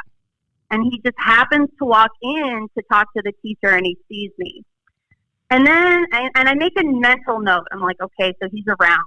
And then half an hour later, I walk out of class. I'm on the phone with my mom. I'm like heading home, and I'm coming down the stairs. And it was like a movie. Like he just appeared at the bottom of the stairs from like behind a building. Oh, no he way. was hiding behind a building, and then he just pops out. Joe, he's Joe. He was just like, he Joe'd you. Yeah, he was so, yes. He Joe'd me. Yep, 1,000%. And I was like, hello. And I like immediately get off the phone with my mom, and I text her, and I'm like, hey, this is happening. And, again, he's like trying to pressure me. And I'm like, dude, I just had a long day. I got to get home. Like, I got to go to work, whatever it was. And so I like got out of the situation. But then he texted me again, and I finally just lost it. I was like, dude, you are making me feel so scared. I'm going to report you. Like, if you don't leave me alone, I'm going to fucking report you to someone higher up. And I don't know what will happen to you, but you're a student, and it's not going to be good for you. Yeah. So, like, either leave me the fuck alone, or I will take it to somewhere higher up. And he left me alone. Yeah, and it's like, that was, again, that was a long time ago, but yeah, those things stick with you. It's crazy. Okay, so fucking crazy. So the question I've been asking everyone that we, after they tell these stories is, how going forward from these two incidences that seem like they were pretty close to each other, and I'm sure there's been a ton of other crazy incidences, but from these two that you've shared with us, how have you proceeded going forward? I hope for one, you stop giving out your real phone number. Yeah. So that's one. So you stop giving out your real phone number. A big one. But what else has like stuck with you, like a muscle memory to now where I don't smoke weed in my car at night, or anything that I or a friend might just do without even thinking? What have you walked away from these incidences and these experiences that have like stuck with you and changed you? Yeah, that's a great question. Well, after that last experience I talked about, my dad got me like a mini, not like a taser, but like one of those little stun guns. They're called like damsel in defense or some shit. It's like a stun gun for girls, which is really a stupid concept. But got one of those. I started carrying a knife. I yeah, so I have her like walk around with weapons, Okay. you know. Yeah, so that's a thing. And then other things though, like as soon as I get in my car, I lock the doors. Like immediately. Yeah. Immediately. Even if someone's coming to my car, like I'm not alone in the car. If I'm by myself in the car, doors are locked always. I have like my locations turned on my social media so that if, you know, something ever happens, I can like people know where I am. There's also like apps you can download that it can send an emergency text to like 10 people. You know, wow. If you just press a button, it'll send it out. Man, they're quite. I've got like fake knives that are like a lipstick knife where it looks like a lipstick, but it's not. Let me just put some lipstick on before I give you my number. Stab. That's a good one. Yeah, that's a good one. Or like I got a comb one that's a knife. Jeez. I mean, yeah, just lots of discreet weaponry. Yeah. God, I sound traumatized. I have a pen but that's a knife. Weapons. That's great. Yeah. That's handy. But when Fran says it, it's just like, I just think it's fun. You're like, I could have to use this someday. Yeah. So Fran, nobody cares about your pen knife. Fran. I'm throwing it out there as a suggestion. She has all this weaponry. Oh yeah. She's a grad student, so it works even more discreet. Yeah. Yeah. The Joe guy, it was at school. Yeah. Yeah. Or no. Yep. This is like that's perfect. Actually, that's such a good segue where it's like, yeah, sure. Let me just take my number down. Knife. Stab. Yeah. So we should. We're gonna get Hannah a pen. We're gonna get Hannah a pen knife. Also, Hannah, what's the state zip code? Oh, it is my state zip code is 92507. 925. We're gonna go 925. Okay, so we're gonna go area code 925. Fran, okay. You give 3, I'll give 2. Shit. You give 2. You meant area code. Yeah. What did I say? Sorry, you said zip. I said zip code. Yeah. I was wondering why she gave me like 5 numbers. I was like, we'll just use the first. Look at this Area guy. code. Sorry, I don't work at the post office. Area code. The area code is what? It's 805. 805. Okay, so we're gonna go 805. So so now we got what is it? What are we doing? We're gonna make up a number for her to use. Oh, okay. So 805. Fran, you go 3 right now. 3 numbers. 258. 805 258 67. Is it 25? Oh, 1437. That's it. What are you doing? What? What are you doing? That's no. 4. 258 6714. Oh, okay. What is it? So 258 6714. And then put the area code in front of that, not zip. Put the area code in front of that, and then we're gonna send you out a pen knife. And then if anybody asks for your number going forward, you pull the pen out. And if they're just sad and you feel bad, you write it down. Write down the fake number. Yeah. But if it's danger, you pull the cord on that, and you get to work. Are you still friends with this the person that lose their keys all the time? Not really. Okay. It's for the best. I thought No. maybe we had to send her a gift, like Yes. like some type of. We're gonna get her one of those chain or those little squares, the square thing where you could put on stuff and tracks it. Yeah, you always find your keys. Yeah, no, yeah, this. Yeah. This isn't a person because like, what if there was real imminent danger? You're out in the woods. There's a serial killer, and she goes, "Oh shit." The escape vehicle. I locked the keys in the car. These are not people that you need in your like life. a 98 Corolla. Yeah. Not reliable. Yeah, no, Not reliable at all. I don't recommend. 1 star to your friend. Hannah, thank you so much for taking the time out to talk to us. This was a more fun call. Yeah. Obviously, the severity is real, and we got the message, and I hope people got the message. But this was a really more on the lighter side, and so we're thankful for that. We appreciate you. Oh yeah. And I just want to say I just love you both. I think you guys are hysterical, and you've helped me get through the pandemic and get through grad school, and I am super, super grateful for both of you. Thank you. Thank you so much. That was very kind. Thank you so much. That was very sweet. Of course. Well, Hannah. One more thing. Oh, please go ahead. Just as an added thing. If you quote me, I do use they them pronouns instead of she her. Yes. Just as a added little bit of info, but that's it. Okay, well, we will make sure we do that, and thank you so much. We appreciate you taking the time out. Oh my God, I'm so honored you guys called, and I hope I hope you guys have an amazing night. Thank you so much, Hannah. Same to you. Don't give your number out to any weirdos, but if you do, remember it's 958 6714, and then whatever the You area already code. fucked it up. 958. Is that the area code? No. It's 258-805-258-6147. 6714. I know that part. 6714. Fuck. All right. Yeah, so we all guys messed it up. slipping. Listen, Hannah, take some of those numbers we we all just said. fucked up. Take You're some right. of those No, numbers we just all said. didn't. I didn't mess up. You guys Oh, messed this up. guy never wants to take credit for his Yeah, actions. no, you're right, Frank. You're right. He's the only guy that doesn't. You're He didn't do right. anything wrong. Fran's fine once again. Hannah, I'm gonna get you out of here. He's getting in one of these moods. I can tell already. Don't give out your real number to anybody anymore. No, never. Okay. Nope, never again. All right, Hannah. Have a good night. All okay? right, you guys Yeah. have a great one. You too. All right. Okay. Bye. Yeah, man. I do have a question for you. Yeah, please. What is what is all the stories we've heard so far? Uh-huh. What is the common denominator that you've picked up between all these stories that we've heard? Oh, so many. Well, ego, fear, the Wolverine key thing has come up a lot. Yeah. To me, correct me if I'm wrong here. It sounds like I'm picking up on a lot of like fictional type of scenarios that guys see Yes, and go, "Oh, that worked." that's toxic masculinity. All of it, yeah. It's all of it is. Oh, let me try this line that I saw in a movie. Let me try to grab. I saw in a movie the guy grabbed her arm and spun her around.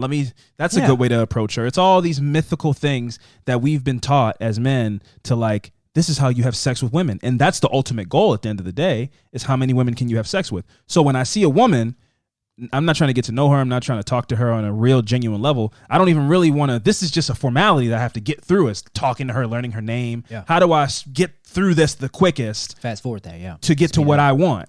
So that is toxic masculinity presenting in us. And so that's why people say toxic masculinity doesn't just affect women. It affects men and it affects their psyche. Yeah. It makes them shitty people and they don't even realize it. Like, I think Lauren was the person that said it when she goes, oh, the nice guys finish last. But really, if you say that, you probably aren't a nice guy. But you've been so twisted in your own brain that you think you hate women so much that you go, oh, they don't like me because I'm not Bradley Cooper. And you self-deprecate, and then it turns into hate towards women because really, in reality, maybe you're just approaching them in a shitty way. I was about to say, or they think they're being a nice guy. They think that, they are approaching you with the intention of you thinking they're a nice guy instead of just being a nice guy. They're like, let me come at them how a nice guy would do that. A simple hello, hi. If they reject you, leave them alone. That's it. You shouldn't be. Like you brought it up, we've been in situations. Wear them down. That's such a toxic thing to say. We've been in situations where we was hanging out. I'm not gonna call him a friend. We've hung with somebody and certainly not my friend. He damn sure ain't my friend. Proceed. We're not gonna fight about that. Yeah. He's not my. He's more not my friend than yours. We can have this fight all night. Okay. So you. Yeah. So we've been in a situation where the person we was hanging with, couldn't take rejection, and just lashed out and. Verbally, attacking, women just because they didn't want to talk to him. It's like, it's just like, man. Well, because that guy is a victim of toxic masculinity, and a woman saying no to him is an indictment on him as a man.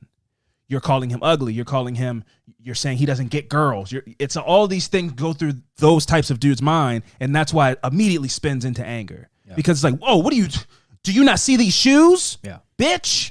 All that type of shit. So I keep far away from dudes like that. But yeah, man, this has been really enlightening, and we have a few more. So okay, third time's the charm, Fran. We've ran into some technical difficulties for the last couple of attempts, and the kids did it again. Is it something I'm doing? Oh, okay, here we go. Oh my God, I'm nervous. Okay.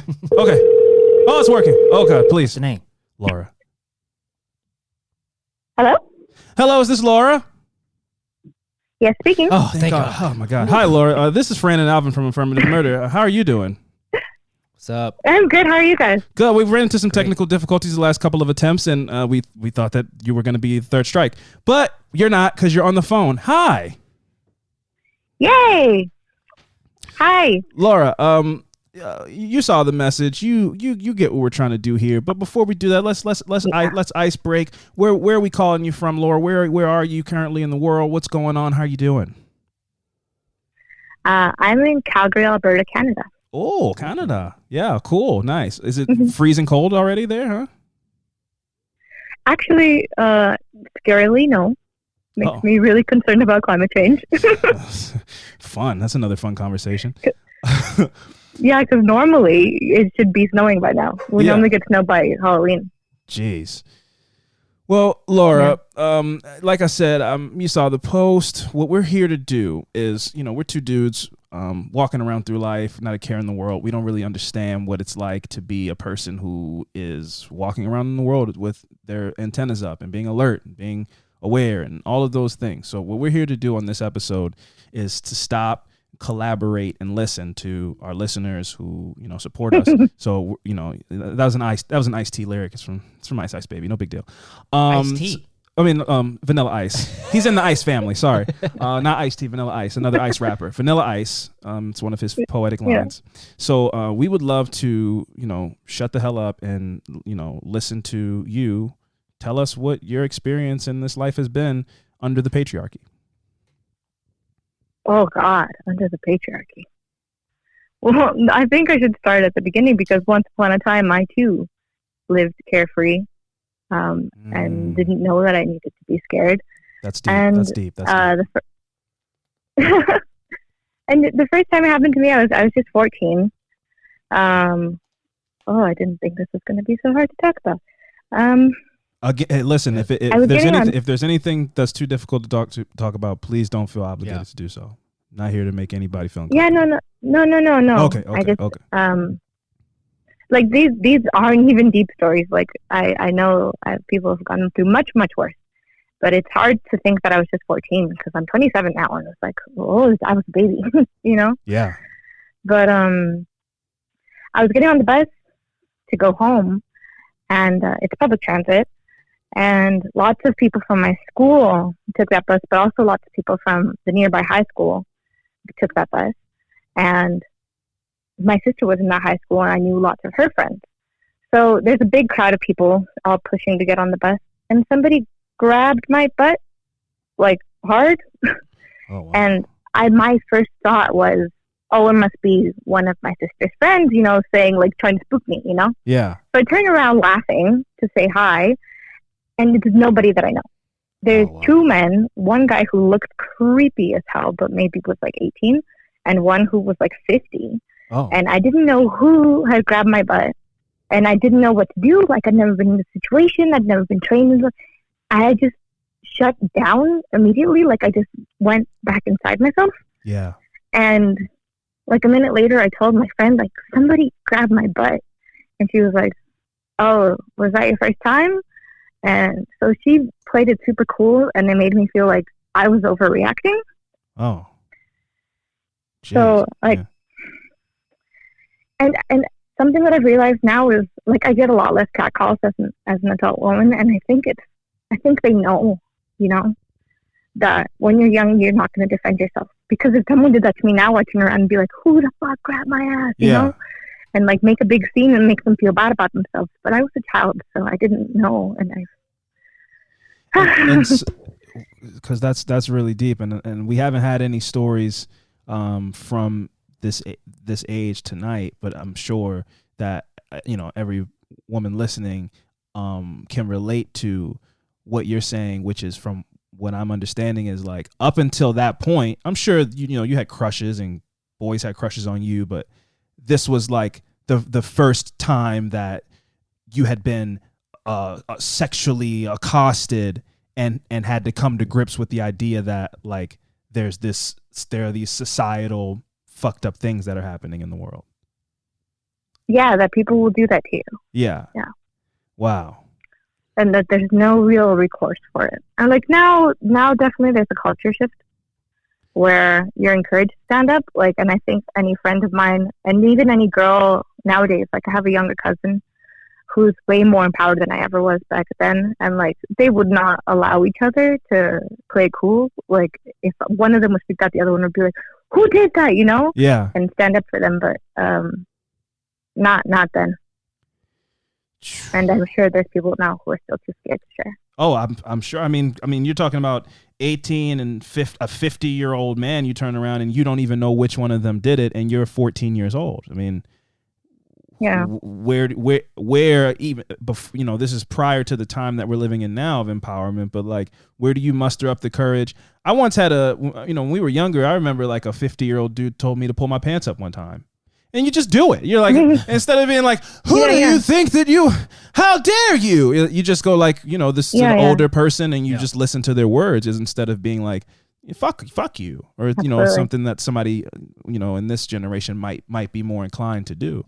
So I fully understand, like, you turn around and there's one, a creep, and two, a really older dude. So it's like, how do you, even if you had the feeling that you wanted to defend yourself, I understand you recoiling in, because it's like, you didn't know what to do. So, none of that was your fault, obviously. And I'm sure you know that. I hope you know that. And that sucks that happened to you. I'm really sorry. Oh, thank you. Yeah. Yeah. And it is a culture thing, because like it used to be when I would wear short shorts, my mom would be like, don't go out like that. They're going to grab your ass. But I was just wearing like full jeans. I was coming home from junior high, Yeah. So that was one thing that I always remembered. I was like, no one has ever grabbed my ass in short shorts. The only time that I've been accosted was when I was wearing perfectly modest clothes, and it has absolutely nothing to do with what you're wearing and everything to do with opportunity and creep. Absolutely. And I think that what you just said is incredibly important. It gets beaten to death, obviously, you hear these terrible stories and what were you wearing, and, what did you do, and whatever. It's like, I was wearing Hollister jeans. And I was on the bus. I wasn't doing I was 14. I wasn't doing anything. I wasn't attracting negative attention. Yeah. It's not the person's fault who gets assaulted, So I think that with that last part you said is incredibly important to really just drive home. Like, even the warnings that you were given didn't even help, because that wasn't the situation where this happened to you. Yeah. You weren't wearing the short shorts. No. Yeah. So Laura, the question that we've been asking people after they tell their, share their stories is, going forward from this, at 14 years old, this happens to you. What changed in you from that point on that maybe still sticks with you today? Like, how did that situation like change the way you approach life? Or if strangers reach their hand out, but they're just reaching for an apple, maybe you pull back, or is there any lingering effects from that experience? Not from that one. Do you have like a minute for me to tell you? I have as many minutes as you need. So please, if you have another story, please go for it. Well, the first time I went out to the club, because legal age is 18 here. I was so excited because like I love music, and it was such an amazing atmosphere to like be out there partying with my friends and an adult. Really, really exciting. So I'm just walking around the club, looking at everything in amazement. Like, what year was it? This is so cool. Oh God, what year was it? Oh, 2012. Ooh, so maybe like some Avicii's happening. Okay. Yeah. I'm trying to get there. Okay. Yeah, so you're just blown away. Lights, the colored lights. Yeah. Oh my God.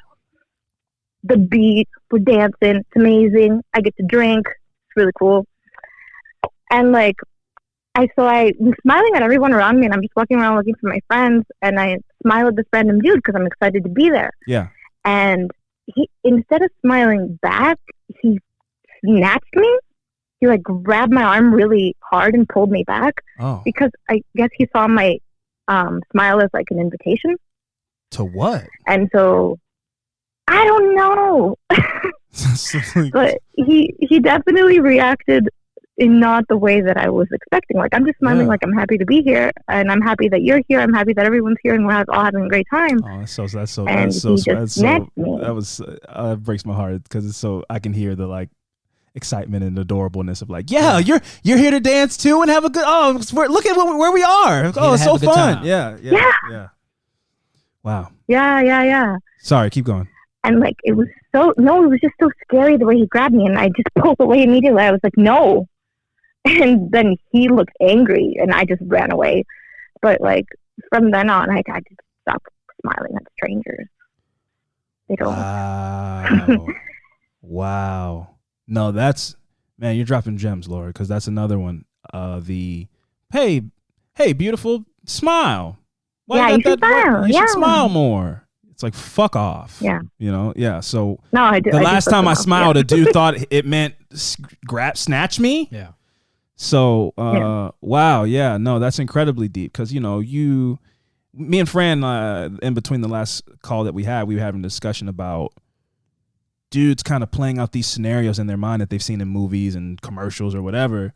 And that might be a line that they've heard where it's, hey, smile, or grab them up and show them assertive. They're all just trying to act out things.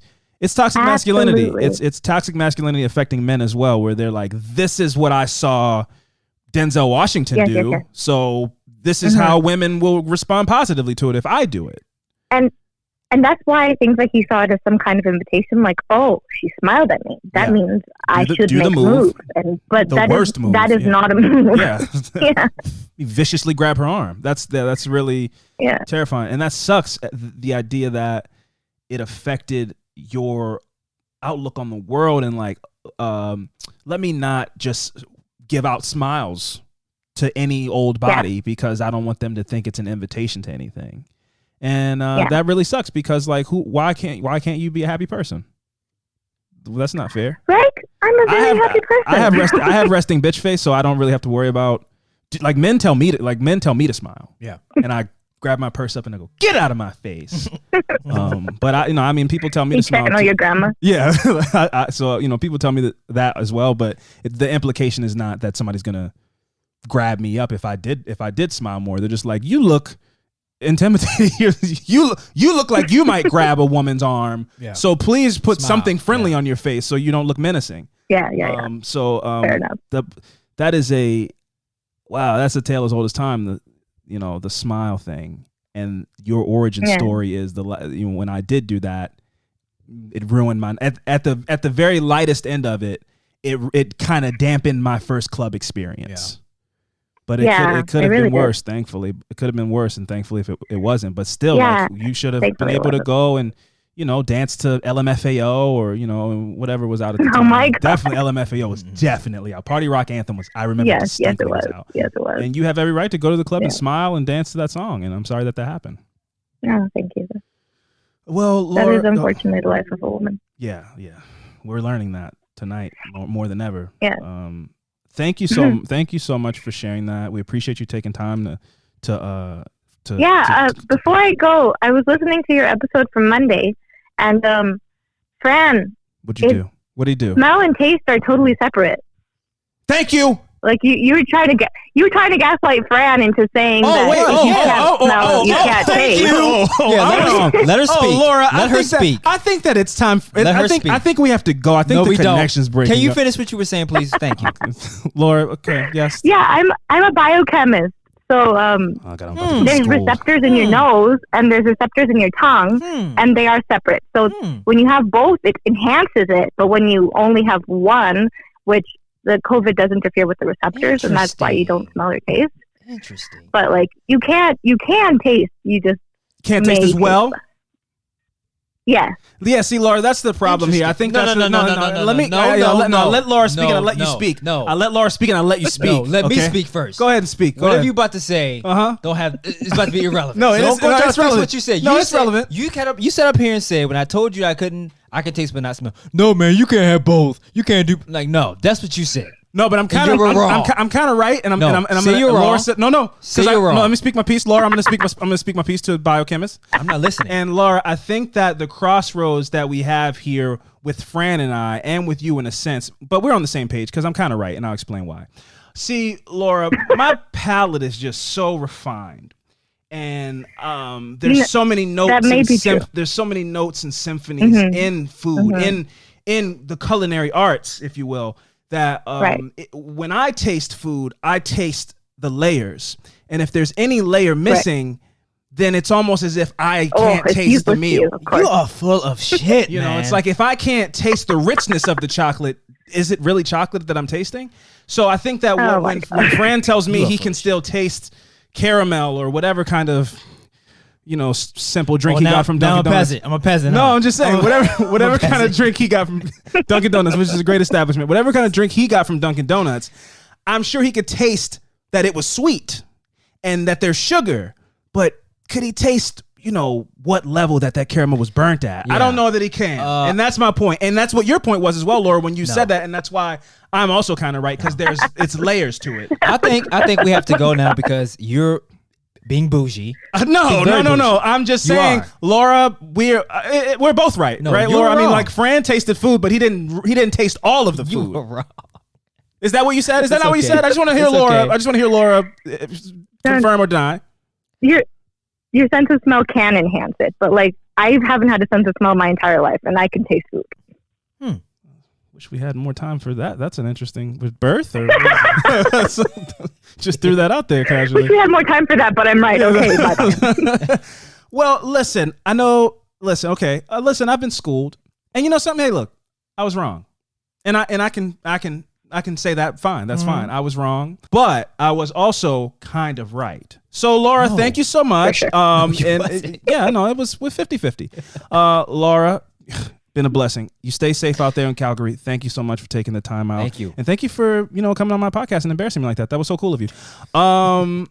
Thank you for reaching out. It's a really important thing to do. Yes, absolutely. Thank you so much, Laura. Listen, have a good time. Have a good night. And we'll talk to you soon. Okay, bye.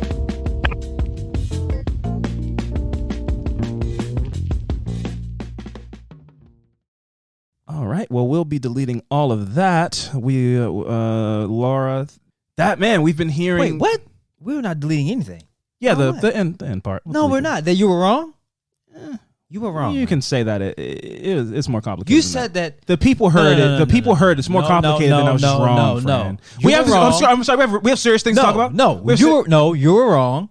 We talked on the phone in our private matter. You were wrong. Because you said it on the phone when I talked to you and I called you, when I reached out to you as my best friend and was like, hey man, look, I don't feel good. I can't smell. And you don't think, hey, nah, man, that doesn't make any sense. You're crazy. You called me crazy in a vulnerable position that I was in at the time. Oh, are you accusing me that I gaslight you? I gaslight you? I called you because I was feeling well. I was like, let me call my best friend, just get some input. You sat there and tried to embarrass me on the phone when I was vulnerable. I didn't feel good, couldn't smell. And you sat there and said, hey man, no, you're wrong. You're not sick. I didn't say that. You're not sick. I didn't say that. You can't do both. I didn't say that. I didn't say you weren't sick. That's okay. I forgive you. Oh, thanks, man. Thank you for forgiving me. I appreciate that. Wow. They're definitely deleting all of that part about the biochemist stuff. But on a serious note, Fran, on a serious note, I was wrong. That's fine. Yeah. On a serious note, Laura's the second person. I'm sure there's been those gems in every one of the calls that we've had. Absolutely. But the origins of, hey, smile. Yeah. Like these things that men come to you and say, hey, why don't you do this? Or why don't you do that? And it's like, we're hearing firsthand accounts of like, this is literally, it's not just like, I just have a mean, sour face and I'm mean to men. I don't like men. It's like, no, the last time I smiled in a public setting, I was assaulted. Yeah. So and she was a child, bro. That's what really angered me. Yeah. 14 years old on a public bus and some dude just grabbed her ass. And then like a coward didn't like. Unknown caller. I think we're getting called back. Are we? Whoa, this is a twist. Hold on, I'm scared. Yeah, I'm going to pick up. That was cool. Oh, that's a voicemail. I don't. Hello? Hello? Oh, God. Oh, my God. Hello? Yes? Yes. Who am I speaking with? This is Kamisha. This is Kamisha. Oh, my God. Kamisha, we've been calling people. You're the first person to call us back. We were very scared. He was terrified. Oh, my God. I thought you were a bill collector. Kamisha, what's going on, girl? No. Nothing much. I'm sorry. My phone went to it put y'all to spam. It's just spammers calling, so I'm so sorry. We were warned about this. We were having some technical difficulties. We tried to call you as well as somebody else and just sent it straight to voicemail. I was like, I guess Kamisha lied. But then Kamisha came back through, called us on the phone. She's on the line. What is going on? Nothing much. I'm waiting on y'all call. I was looking through some stuff online, chilling. Y'all so sound excited, and I'm excited to talk to y'all. Yes, absolutely. I mean, you saw the post and you reached out, and so we're here just trying to, as two dudes who have the privilege, even though we all have our own struggles, but we do have, male privilege, and we get to walk around through life. And I've never in my life, I think some people would describe my Halloween costume as a sexy one. I was definitely it was a sexy Halloween costume. I disagree, but continue. Well, to each his own, they say, Okay. But hey, somebody liked it. Somebody liked it. Okay. So you can keep your comments to yourself. Man, don't get so defensive. No, that's fine. It's whatever. So I would say that my I think your costumes are very creative, Alvin. Okay, well, that's not the word I use, but that's fine. Some people found them to be. That's not the word I use, Kamisha. Some people found them to be sexy, but I didn't have to worry about not, looking over my shoulder that night. Is my point. It's my point. Sure. And that's a luxury that we have as men, I would say. Yeah. So what we wanted to do was just kind of hear stories from people who don't have that benefit, and hear the origins of how far back that the first time you experienced this divide in society because of women versus men, or femme versus masculine, or whatever. So we wanted to, the theme of this episode is stop, collaborate, and listen. It's from Vanilla Ice's classic contemporary ballad, Ice Ice Baby. And so we want to stop talking and collaborate with people and listen to their stories. So we're going to shut the fuck up, and we would love to hear what you have to say. Yeah, so I wasn't sure which story to, share with you all. Which story? Which means there's a few, huh? That's the whole reason we're doing this. They can range, right? So sometimes it's just a guy who do something that maybe he saw in a movie that would be kind of cute, but it's kind of creepy. Yeah. Like leave notes on your car, and you're like, I don't know who you are, kind of thing. But I've had like a pizza guy show up to my house and proposition me. Which is wild. And then, what I just said. Proposition you? How? Like, how bad do you want this pizza? I wish it was. So I remember when I was in college, I had ordered pizza. This is before like Uber Eats and all of that stuff. And I ordered pizza, and the guy shows up, gives me pizza, and I pay him, and he's like, "Hey, can I do this to you? I don't even want to repeat it." What? Oh my goodness. And I was like, "What?" I was very confused and stunned, and I didn't think people would say things like that. Sir, I think you need to go finish your shift back at Domino's, and have a nice night, okay? No, really. And crazy. Yeah. And then I locked the door. I go in, I eat. I'm like, that's such a bizarre thing. I've never had something like that happen. And he showed up at my house the next day. The pizza guy. Wow. The pizza guy showed up at my house the next day. I just didn't want you to think that this is how I always dress, in this Domino's polo shirt. So I put on my Ralph Lauren polo shirt to show you how I, really dress outside of work. So I would love to. No, but really. What? How did you just muster up the confidence to say something crazy like that to somebody? Well, how do you, one, this is a two-part thing here with Kamisha. One, how do you muster up the courage to proposition somebody with that? We won't even go further into what the proposition was, but it was some kind of inappropriate proposition. That's for one. And then two, the next day to go, you know something? I know where she lives. You know what would be cool if I showed back up at her house? Instead of pizza, I'm going to have flowers. Like, that'll make it cool that he ain't have nothing. He was all the present that you needed, Kamisha. What a weirdo. Wow. Yeah, it was really bizarre.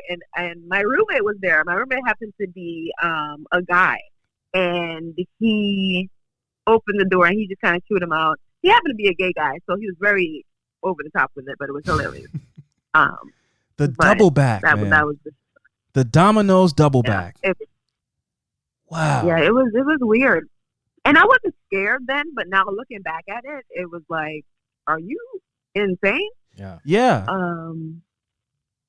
But I did have one story that I wanted to mention, and this was in a medical setting, and I had been in a car accident, and I had my grandma. She can't drive, but that's beside the point.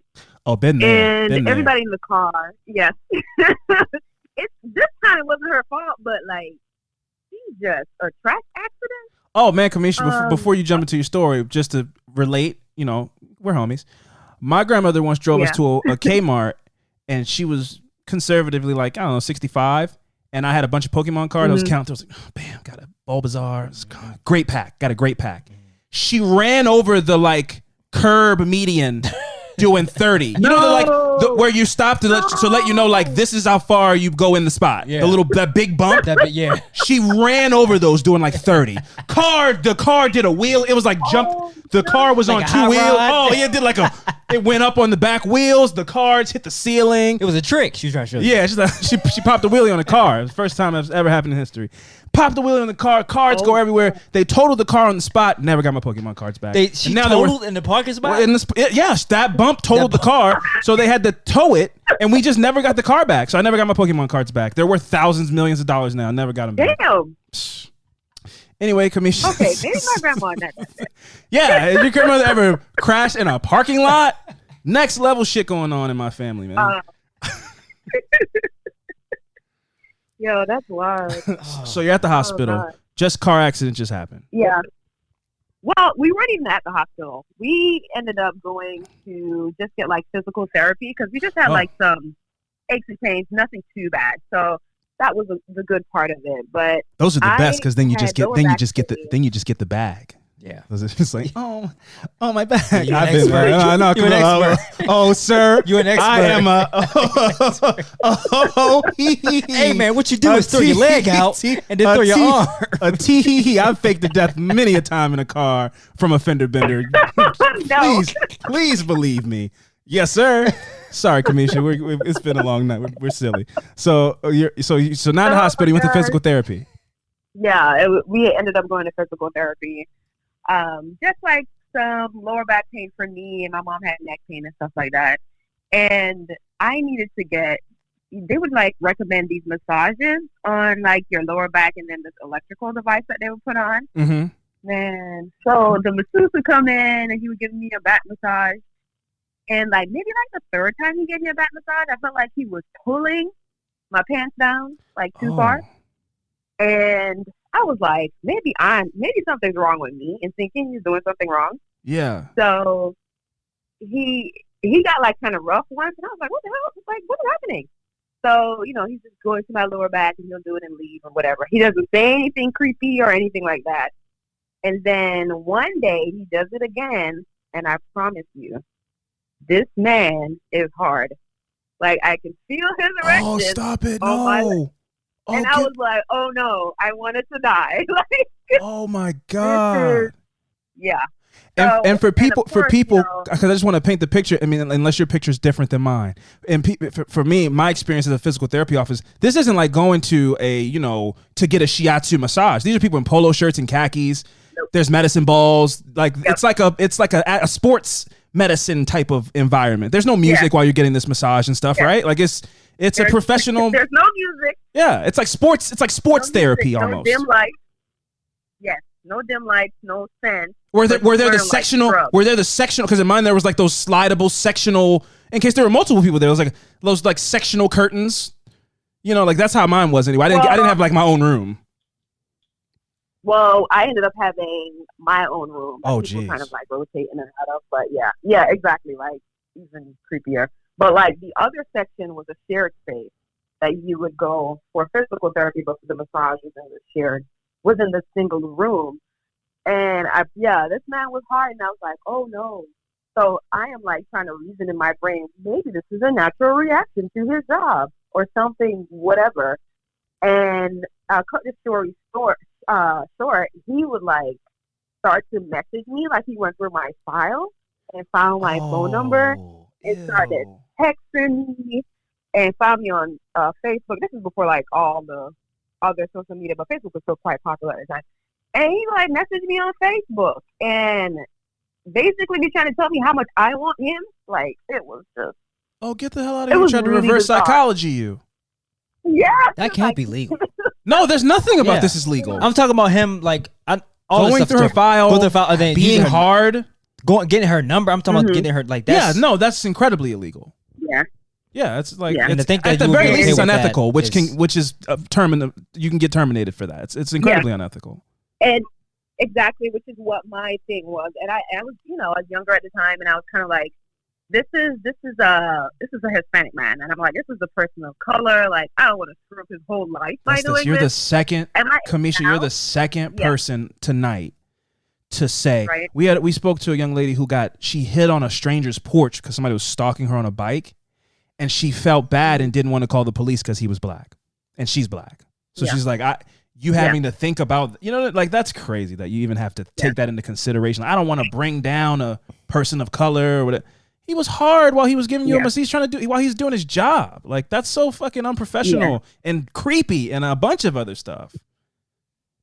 You know, it made me scared that he knew like where I lived because of course he had my file, right? He could just pull up to my house. And you had the Domino's like experience too. So, you've already seen people show up the next time and whatever. Yes, the next day. Jesus Christ. Like, and by the way, that guy asked me if he could give me head. And I was like, yo, what world are we in? I assumed that was the proposition. I had my inclinations that was probably the proposition. I was like, what? With a pizza box in his hand. Yes. Crazy. Like, this is something he does all the time. And you weren't the first that wasn't the first proposition. You weren't the first proposition of the night. You weren't the last either. I hope somebody called back and eventually and was like, this person asked to do this. Can you fire him, please? And it's like, oh, sorry, that's Kevin Domino. We can't fire him. His family owns he's a legacy. He just likes delivering. He just really likes delivering pizza. We don't even pay him. He just likes the thrill. He owns 10% of the company. Wow. That is. I mean, and these are none of the things that I ever like report. It was just like, please leave me alone. Wait, so you never even pursued the physical therapist? That you never contacted a supervisor or anything like that? Or? No, I told him if he didn't stop that I would, and I ended up. I think I blocked him on my cell phone, and he stopped messaging me on like social media, and I stopped going to physical therapy. I didn't. And I looked him up, and he's still a massage therapist. Wow. So, I mean, yeah. definitely continued to make women uncomfortable at his job. And, oh, man, Jesus. If that happened to me now, I would be all up in the office complaining. But yeah. I don't know. It's something about when that happens when you're a little bit younger. You're like, oh, I don't want to bother anyone. Kind of thing. Yeah. That really sucks. The question, Kamisha, that we've been asking people is, after an experience like that, and the Domino's experience, I know we laugh or whatever, but, I'm sure that came with its own sets of like, discomfort and trauma and all those things. But the massage therapy situation, did anything stick with you from that? Like going forward from that situation, did it change your outlook on life, your approach on life? Do you like not get massages anymore? Like did it leave an effect on you, that situation? I think with like male providers, I do have some level of discomfort unless they can demonstrate to me that I can trust them, right? It's not like an inherent sense. Like if I go in, my doctor's male, I'm like, oh man. I do have some reservations. But I think in general, I mean, women learn some set of rules about how to navigate the world that I don't know, you just kind of grow up and that's the way you do things. Like, I don't go get gas after a certain time at night, or I don't carry a purse because I don't want to dig around in my bag, especially in the evenings and stuff like that. So there's certain things that, safety-wise, that I do think about all the time, and those within the medical settings or like the pizza delivery guy. Now there are certain checks and balances I think in place that I find protective, but other things they aren't. So you just kind of have to create, new set of rules that you have to navigate the world with. And Kamisha, one last thing before we let you get back to online shopping. She was Googling. Let you get back to your Googs.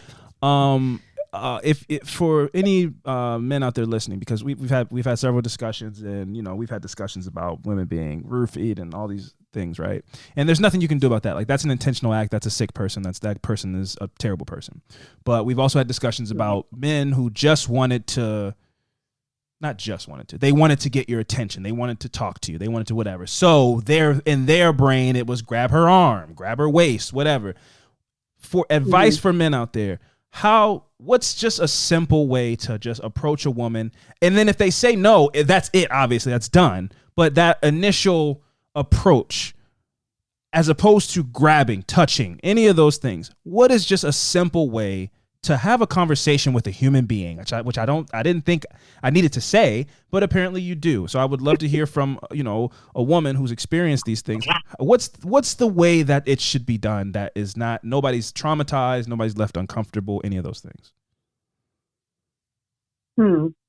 Oh man, that's such an interesting question. I just say talk to them like they're an actual person, right? Not an object. Yes. And if you compliment, don't compliment with like a weird, creepy face. Yeah. Just say you look beautiful, or I don't want to bother you, but can I just talk to you for a minute? Yeah. That's my bag. I don't want to but bother you bag. That I don't want to bother you bag right? has been fruitful for me in my life. Because I don't want to bother anybody ever. I don't ever want to bother anybody. Yeah. But I don't want to bother you. But hey, if you're interested in this conversation, here, throw it out. And if they say no, you have a nice day. Yeah. That's as simple as that, you know? Man. Yeah. But, Alvin, you're like different sometimes because, I try to be polite because I'm afraid at the end of the day that someone will react in a very violent way. But some guys are very good at that. You say no, and they're like, okay, well, the compliment still remains. Yeah. And that's it. I take my compliment back then since you don't give me your number. Right. I take it. Give me it back. Yeah. Yeah. That's nuts. That's insane. Yeah. That's always wild. Yeah. Well, you ugly anyway. Yeah. Now you're ugly since you said no. I didn't want to talk to you anyway, even though I did. What? You sound a little stupid. I mean, I think it's tough. And also, don't pop out, around the corner or at nighttime. Don't be creepy. Don't do that. Don't follow her around the store. Don't follow. It's better to say what not to do than what to do, right? There's just like, don't be a creeper. Don't ride around in the parking lot while she's walking. Don't pull up outside whatever. And don't follow her in the store. Like, that's creepy.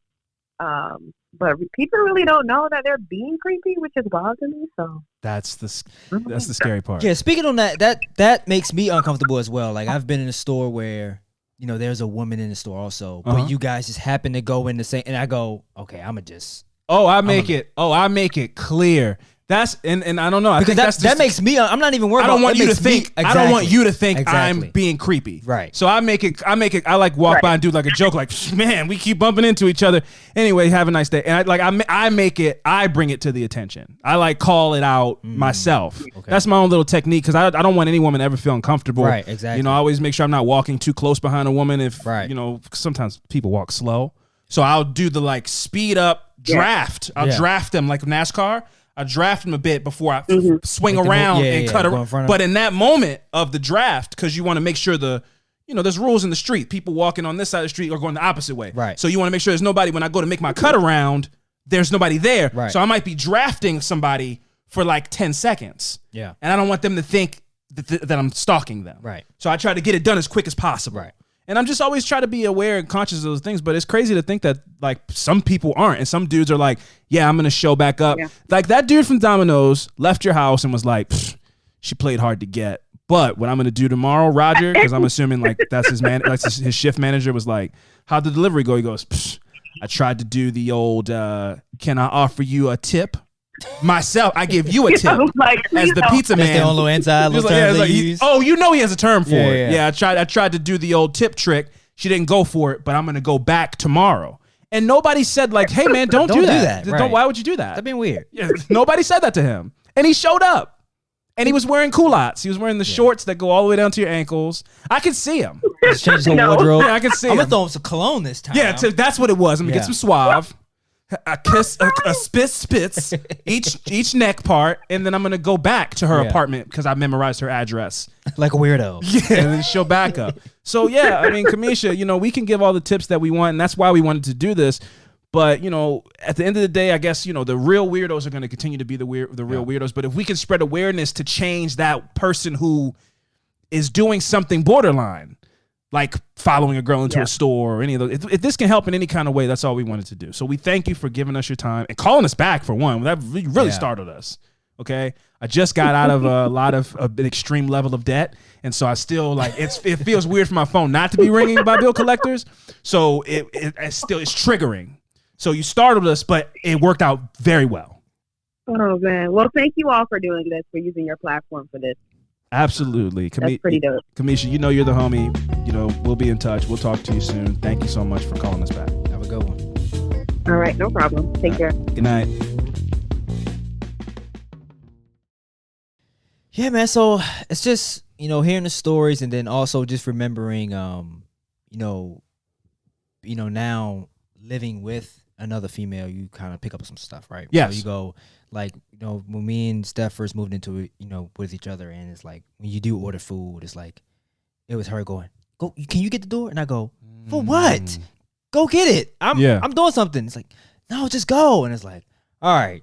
But then after a while, you learn some stuff where it's like, they may not have a shirt on, just whatever they have on, just they don't want to go to. It might be indecent. They don't want to be, or not. They can dress however they want, but like it might be seen sexually by the person. Yeah, or just again like this, like I mean that's crazy. Kamisha, that's crazy.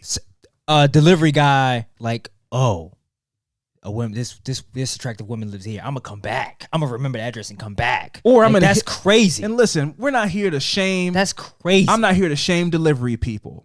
But the idea that you're a delivery person on the job, and at the time she said this was pre-Uber, pre-Grubhub and all that stuff. So this was a Domino's, Papa John's, whatever, employee in work clothes was like, let me also hit on her in the pizza boy costume.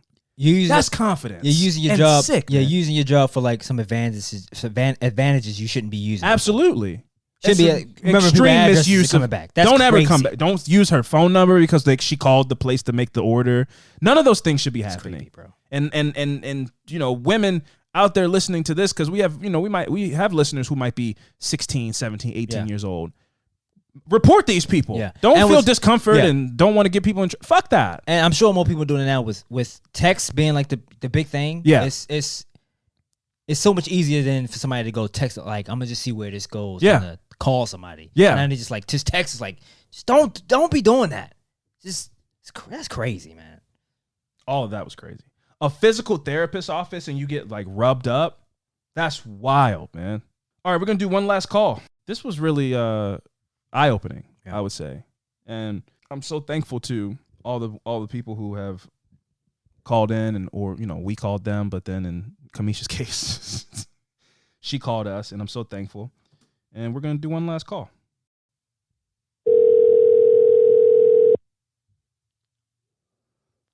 Come on. Hello. Hello? Hi. Hello, is this Angela? Yes. Oh, Angela, hi. This is Alvin and Fran from Affirmative Murder. Yeah, how's it going? It's good.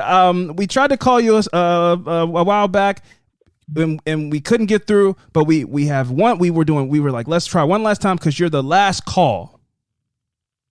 Oh wow! And I'm so excited because that hello was so professional and it almost sounded automated. So I thought it was a voicemail thing. So I was very shocked.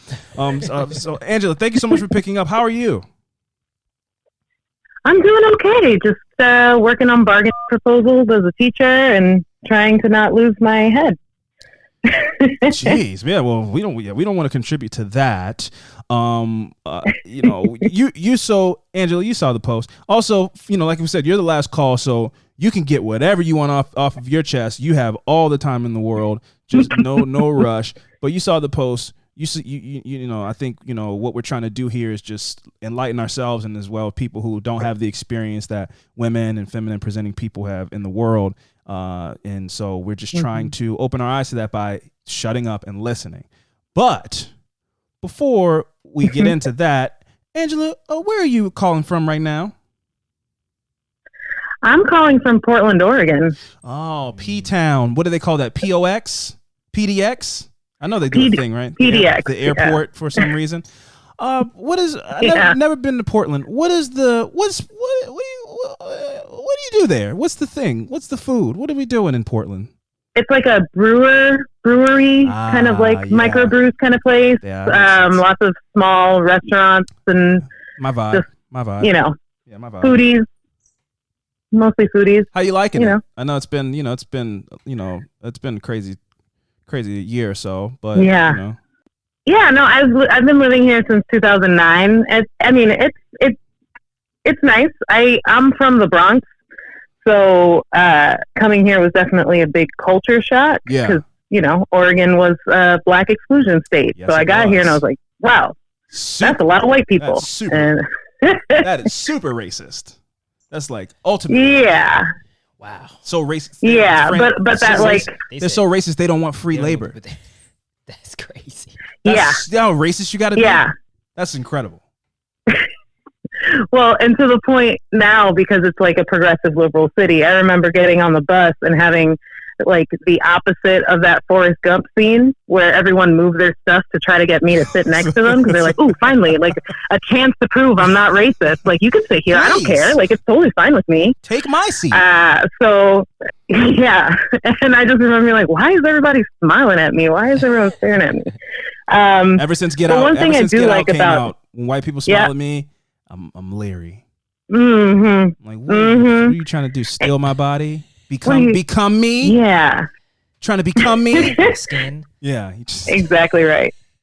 Exactly right. And I think for one thing I do like is that there's not much built here. So there's not a lot of like, entrenched institutions or, things that you have to push back against as much. So there's room to build something out here, which is pretty nice. It's like an open book. Mm-hmm. I like that. But you're saying Portland specifically. Yeah, not the rest of the state. The rest of the state is, if you go east, it's Idaho, where all the white supremacists like do campaign things outside of McDonald's. But there is like, it's beautiful though. That's the other thing. Like, yes, but the Pacific east Northwest, is like high desert and stuff. Yeah, desert. Yeah, so the valley is where all the Willamette Valley is where all the forests and like the farming and all those beautiful things are. And then if you go east, you have more like high desert, beautiful rock formations. And then we have like a really intense Pacific beach, like coast. Wow. Yeah. I did not know any of these things. So it's almost like you can, if you dodge the racist vibes and you can just enjoy the scenery. You have a good time. Yeah, you can enjoy the scenery. If you're an outdoorsy person, that's one thing I feel like if the Pacific Northwest is like, if you don't like being outside, don't go there. At least if you don't like mountains and stuff like that, then what's the point? If you can't enjoy the beauty of that, then why be there? Am I wrong? Yeah, well, and I think that's slightly true, except for it rains. It's a temperate rainforest here in Portland, so it's rainy like 9 months out of the year, so you get to stay inside quite a bit. But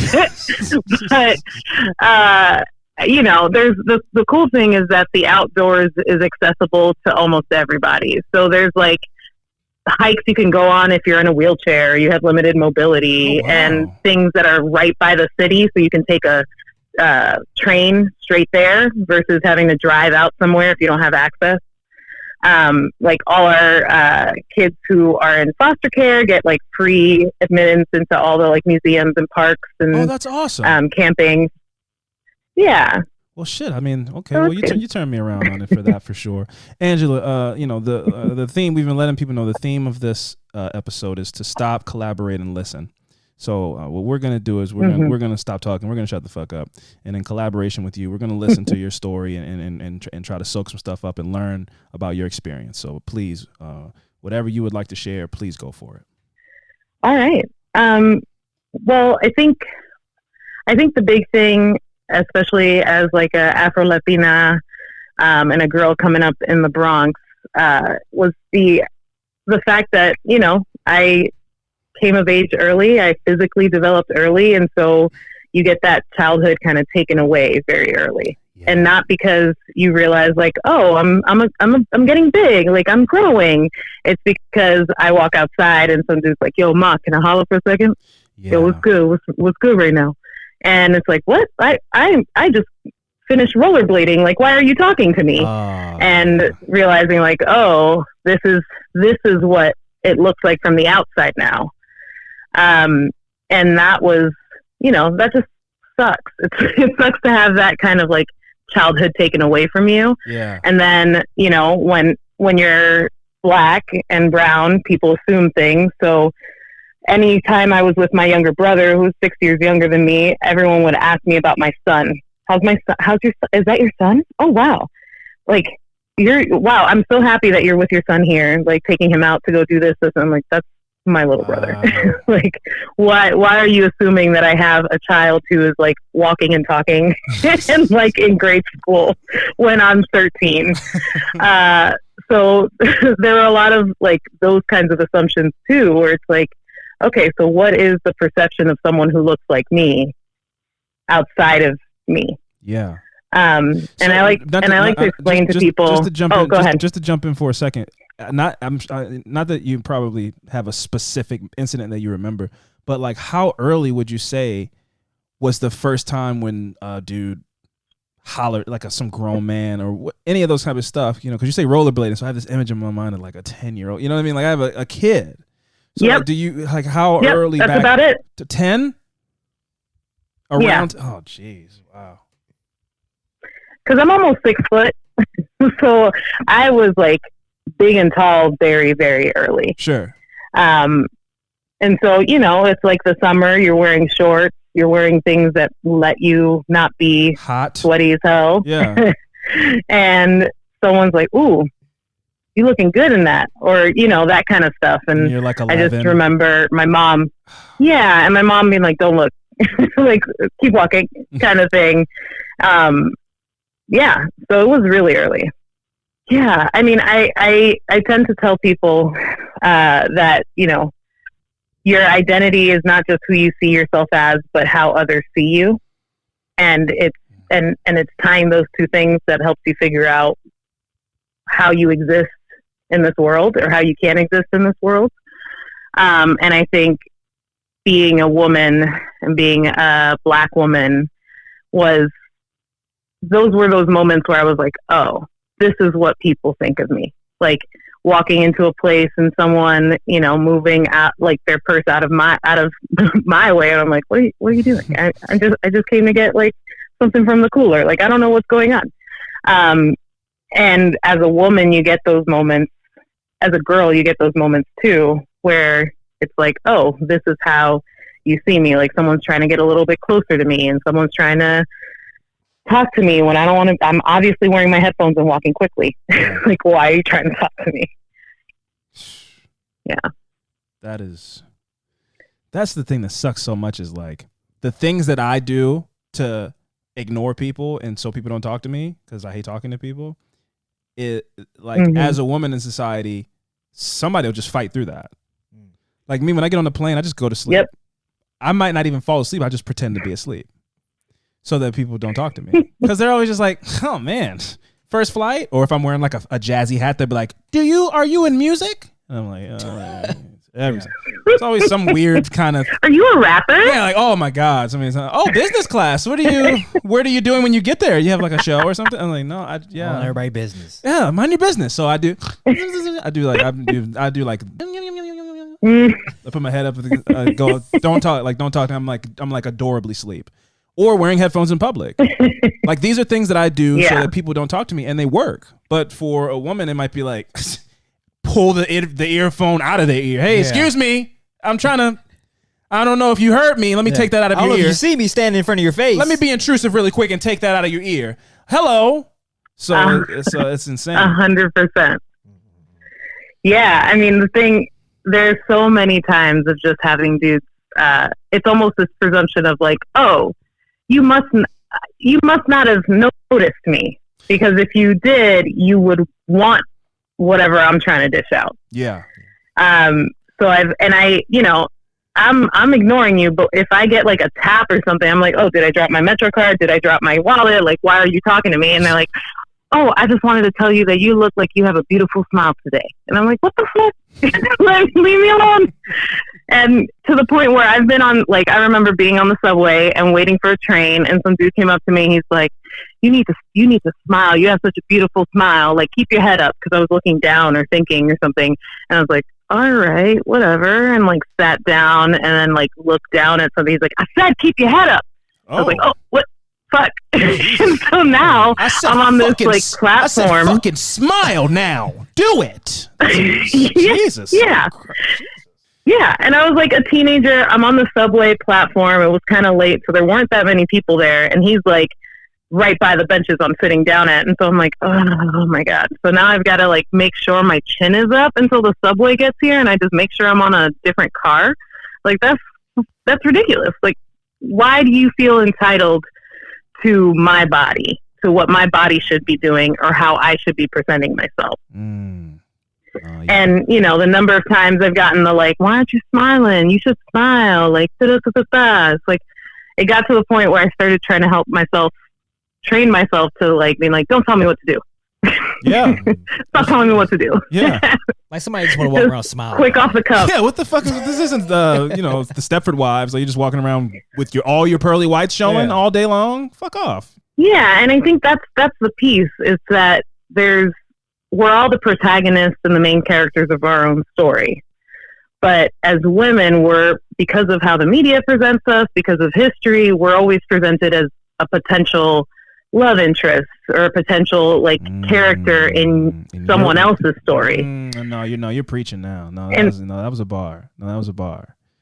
Right. Yeah. Right. So then in the end, someone sees me and they don't think I've got shit going on. Like I've got a job to go to, or I got things to pick up and errands to run. They think, ooh, you could be that character that walks in and all of a sudden I talk to her and she has this big smile on her face. She gives me her number and that starts this whole thing for me. When they haven't thought like, what do I want? What am I trying to do here? And until we get to this point where dudes are taught like we're actual human beings with dreams and hopes and like ideas and aspirations in a real concrete way where it's like, why are you bothering her? She's got stuff to do. Yeah. You know, that we're going to keep seeing this kind of stuff because we're like, that's what we talk about when we say women are seen as objects. We're objects. We're not the subject. Right? Damn. Go for it. Right. Just do it then. Just go for it. No, because we were talking about that. We were talking about that in between calls about the way that toxic masculinity affects men, and that it is this conquer mentality that is taught at such a young age of like, how many phone numbers did you get? How many girls did you hook up with? Yeah. So the objective is never to genuinely get to, not never, because I friends happily engaged, and I've never been that kind of dude. Honestly, if I'm being full disclosure, I feel like I've spoken about this publicly. It's like I am like a very nice guy who might invest my time into a woman's situation and stuff like that, and then I go, oh, I just like wanted to a casual thing, and then I ghost people. Which is like that's like more fucked up because you do the emotional investment and all of those things, but then when you want your way out, in my life I've taken like the childish way out of just being like, I'm just out now. I bailed, which is like dishonest. That dentist system. Yeah, it's no. I don't come back. I don't come back around. But I separate entirely. I do the S, but I do no. Angela, don't do me like that. I'm just saying. I demonstrate my value and separate entirely. Though I do the. It's oh man. Oh no. Oh God. No. I'm Dennis. No, that was really good. That was really good. But the toxic masculinity thing. So it's like we're through toxic masculinity in men, we're taught these, conquerous type of, like you said, object. And I love the way you put that, where it's like you're a woman, you have your own, you're the main character. Like but men come and go like, how can I fit this person into my life for a moment, for the rest of my life, whatever kind of things I'm trying to put on this person are all about me. Can they have my children? Yeah. Can they do this? Can they be my wife? Can, whatever. And it's built this culture of never really true in a lot of situations, never really truly trying to get to know a woman. You're just trying to go through the motions to get to what you want, whatever that outcome may be, whether it's marriage, a hookup, or whatever. It could be super serious and intense, or you could have the most like casual of intentions possible. But it's all about like, I'm not really trying to absorb your life because I'm the main character. You're an object in my story. So I'm not really trying to, oh my God, you're starting a small business. Oh, that's so cool. I hope you good luck with that. It's like just absorbing the information to like, advance the steps. And that's what we were talking about, and how toxic masculinity clearly affects women, but like in men, it creates these weird societal expectations that they can never live up to, and then so it manifests itself in anger, and they call you ugly when you don't give them your number and all that stuff, Yep. Well, and I think there's a level of assuredness that toxic masculinity expects, where you can't have a moment to like, I wonder what she's up to. I wonder what she's interested in. I wonder what she's thinking. It's, she's gonna want to do this, or I know that I can hit her up and do this. And you have to kind of have this bravado where and you can't wonder. Yeah. And you can't hope. Like, I hope she likes me back, or I hope she responds to this text. Like, that's seen as soft. Yeah. And I think a lot of these roles, especially with gender, and race, is that the closer you are to the ideal, in society, where it's like, if the hierarchy is that men are on top, then if you're a man of color, you're going to work harder to fulfill whatever it is that gets you closer to being on top. So I'm going to perform that toxic masculinity. Yeah. And same with like white women and women of color. It's like, if whiteness is the top, I'm going to push down women to make sure that I'm getting closer to that ideal of whiteness. So the stuff doesn't occur in a vacuum, but like that idea of like the black woman is the mule of the earth. Like, we have to get it. We're getting it from all sides. Yeah. And so it's just it's really hard, because how do you support men in breaking that cycle, right? Because a lot of times men rely on women to be that place where they learn how to feel feelings. Yeah. Again, we're not separate characters. We are still a part of your story. And so I'm not, I never cry in front of my boys, but I'll cry in front of my girl. Or, I'm feeling some type of way and I'm grumpy and I'm angry, and it takes the woman to be like, what's going on, babe? Like, we could talk. And then it's like, oh my God, yeah, well, this is happening. But I'm never going to do that with my dudes, or I'm not going to go to therapy. And it's a lot of that emotional labor also gets put on women. So if I'm not, getting catcalls and like being asked to be like an object of desire, I'm being asked to perform this extra work that, happens at work too, happens in a lot of spaces, because that's what women are seen as. We're seen as those caregivers, when men totally do that too. Like, toxic masculinity is what makes people suspect a man when he wants to be a teacher as being like, why are you trying to be around little kids? Or a babysitter, which I had a thing a few months back where we talked about something about a guy babysitter, and I just was like, what's the intention there? But it's like, because it's like, that's a girl's job. Like, that's the toxic masculinity presented itself in me. It's in all of us. We're all trying to learn. But just to clear a thing up, I cry in front of the homies all the time. Friend, you know that. I got no problem doing that. So that's so like cry in front of the homies. Make crying in front of the homies again. What am I trying to say? Make crying in front of the homies great again. Yeah. So let's do that. Yes. Because Angela has to go to work. She doesn't have time to. You don't get to like just take up 15 minutes of her day to be like, I'm just saying, I'm girls. My mom never loved me, so that's why I treat girls. Okay, I have a life. I have dinner reservations, sir. You don't get to just take my time up like this. Yeah. Oh yeah. No, Angela, you preach. You preach the word. You preach the sermon, and that was deep shit. Appreciate that.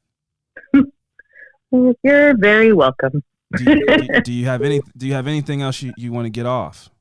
I mean, I think that's just, I guess, maybe my biggest takeaway, that it's just, if we can allow ourselves to take a moment to wonder about other people and what life is like for them, I think that helps better inform how we should be navigating ourselves through this world, right? So if instead of jumping in and being like, "Ooh, she's cute. I like the way that skirt looks," like, or that sundress. The summer. I like that sundress, but I wonder what she's up to. I wonder where she's going. She looks like she's in a rush. You know, like that is enough to completely change the way my day goes versus like, oh, I can't wear this dress anymore because I don't want to be bothered. And I think it's okay to not be sure, right? And it's okay to also see other people as like whole beings with complete other worlds that they're existing in, and that world might not have anything to do with you, and that's okay. It's really is at the end of the day, it's about killing the ego, and that is why I do mushrooms. So just not to plug drugs, because you do drugs when you want to do drugs, but killing the ego is crucial. When you recognize that you're not the center of the universe, that all of this stuff continues after you're gone, you don't matter, you're not the focal point. You are able to see the humanity in every single person better because you're not just looking at them as how they can fit into your life. So I fully agree with what you're saying there, and I think that that's a great way that you put it as far as, yeah, okay, I saw you walking down the street. I think you're an attractive person, but like, who are you as a person as well? Like, okay, that's as opposed to just like, as opposed to a lion to a gazelle type of mentality. How about maybe this person likes me, maybe they don't. Let me try, and then if they say no, then okay, that's fine. They probably have somewhere to be. Like, they don't have time to stop and talk to me on the streets for 15 minutes. Who am I to assume that they do? And that's okay. Well, and I mean, folks don't have to have a whole like diatribe in their mind. It could just be like, oh, if she's in a rush, I'm gonna leave her alone. But if she's chilling on the block with her friends, that's a good time to go check in and see if she wants to do something. Or like, if like being able to take the no, but also being able to take a moment and assess the situation, and not in a, like you were saying, not in a hunting predator prey kind of way, just in a like, oh, this is, like I tell my students all the time, step one of asking to go to the bathroom is read the room. Is this really a good time for that? Like, am I in the middle of teaching? Then it's not a good time. Yeah. Is it independent work time? Like, then that's a good time. And I think the same applies for like talking to other people that you don't know in public. It's like, read the room. Do they look like they want to be talked to right now? Yeah. Are they looking at you? Is their face in a book? Like, read the room. Yeah. And Angela, that's going to take a lot of work, because when you're driven by ego, it doesn't matter what that person's doing. It's me. Of course they're going to want to talk to me. They, like you said in the beginning of this conversation, was like, oh, you must not have, you clearly didn't see me. you didn't see the drip. Sorry. Let me pick your chin up. Let me take my hand and pick your chin up from your book and go, hello. I mean, you weren't looking at me. So here, let me give you the gift of seeing me. Now hello, I'm Dwayne. You know what I mean? Like, so killing the ego is very crucial to the type of society that you're describing. And that sounds like awesome. I would love to live in a society where people in general, not just because, I brought up a conversation. We talked, you were there, friend. I got grew up in Austin, but we don't have to go into it. But I wish that a person would go like, read the room and go like, do they seem comfortable with what's happening? Yeah. Are they wearing headphones? Do they want to talk? Not just like, what do I want? Like, is it a good time for me to want this? And if not, you know what? Michael Scott was wrong. Sometimes you don't have to take the shot. Yeah. You miss 100% of the shots that you don't take, but that's okay. Yeah. That's fine. That's fine. Don't say that like it's a negative thing. Sometimes it's okay to just not take the shot.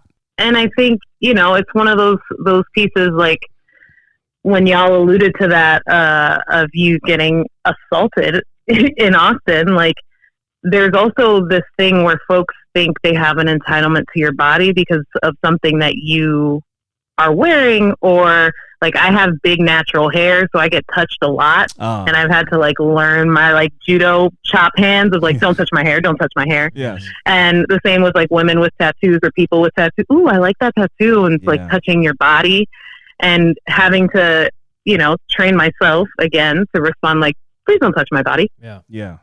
please don't touch my body, over and over again. People are like, oh, it's just your hair. But when I was growing up and I was a teenager and everyone's like playing, grab ass, because I graduated high school in 2006, it's like, oh, but it's just your butt. It's just your boobs. It's no big deal. It's just like they're big. They're out there. Yeah. And it's like, that's still my body. Yes. And you're still choosing to take my bodily autonomy away from me. And that's not okay.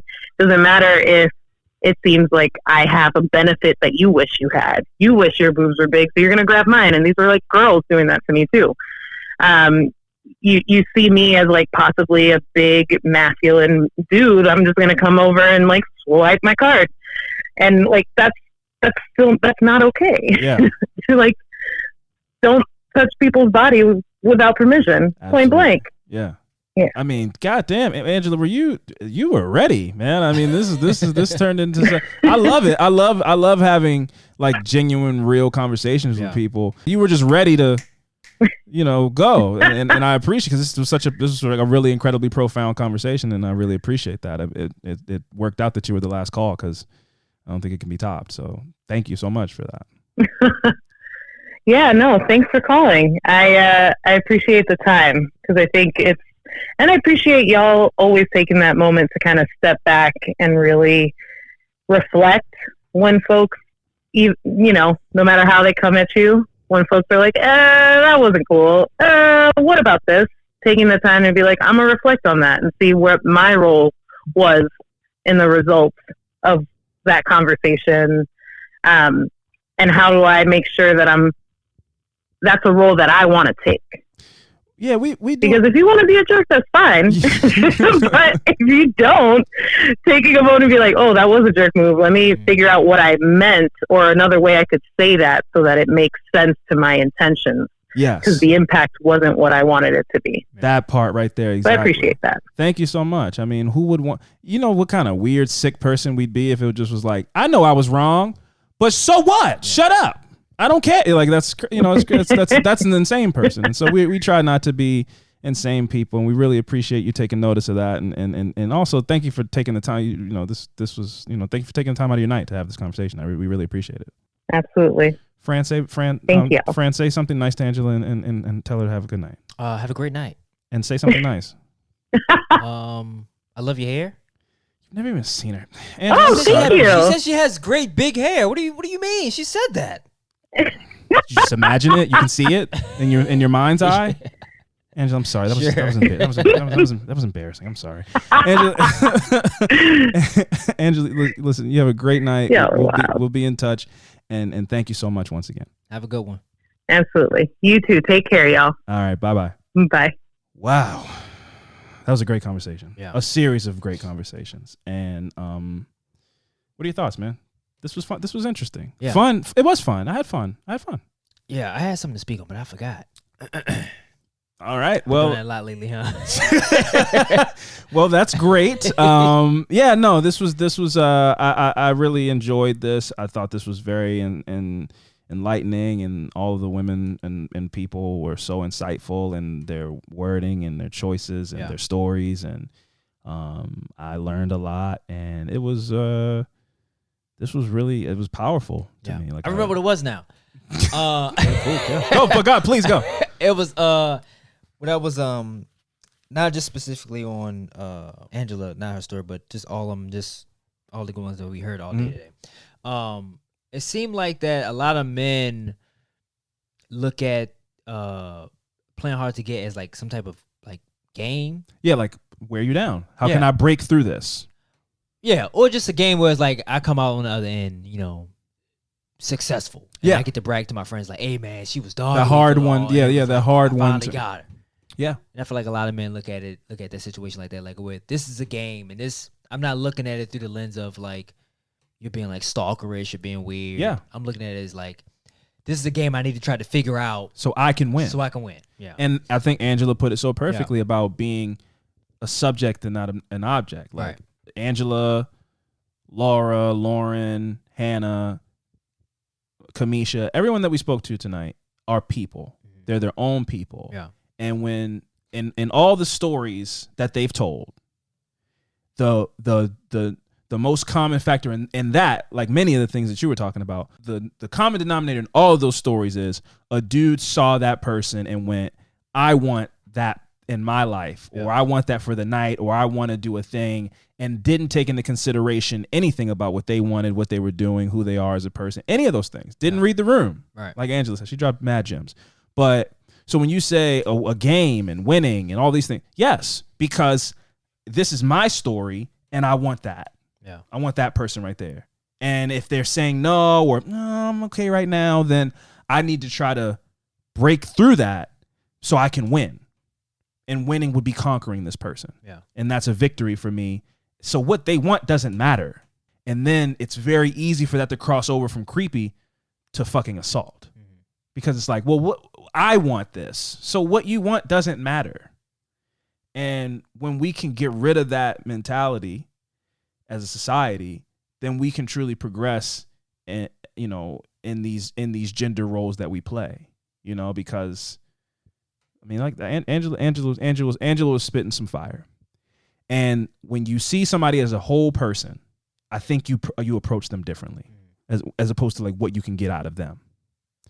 So this was a really insightful conversation, series of conversations. I think we should do this again at some point. Yeah. I don't know in what form, but this worked out better than I thought it would. Like, this really was amazing. I really had a really good time, learned a lot, heard some crazy stories, and I appreciate every single person that called. Fucking Kamisha called us. Called us back, yeah. Yeah, so there were some thrills. We got scared. I know I jumped. Yeah. You jumped. Okay. I think you jumped a little bit. I'll ignore the fact that she hit the ignore button on us when we called it the first time. Yeah, she did. Like, she casually mentioned, like, oh, I banged on that. It's all good. It's fine. Kamisha's the homie. But yeah, no, friend, this was really insightful, and this was really cool. So yeah. Yeah, man. A fun episode. Yeah. Anyway, I've been Alvin Williams, joined as always by my partner in true crime, Francel Evans, and we'll see you guys next week. Deuces.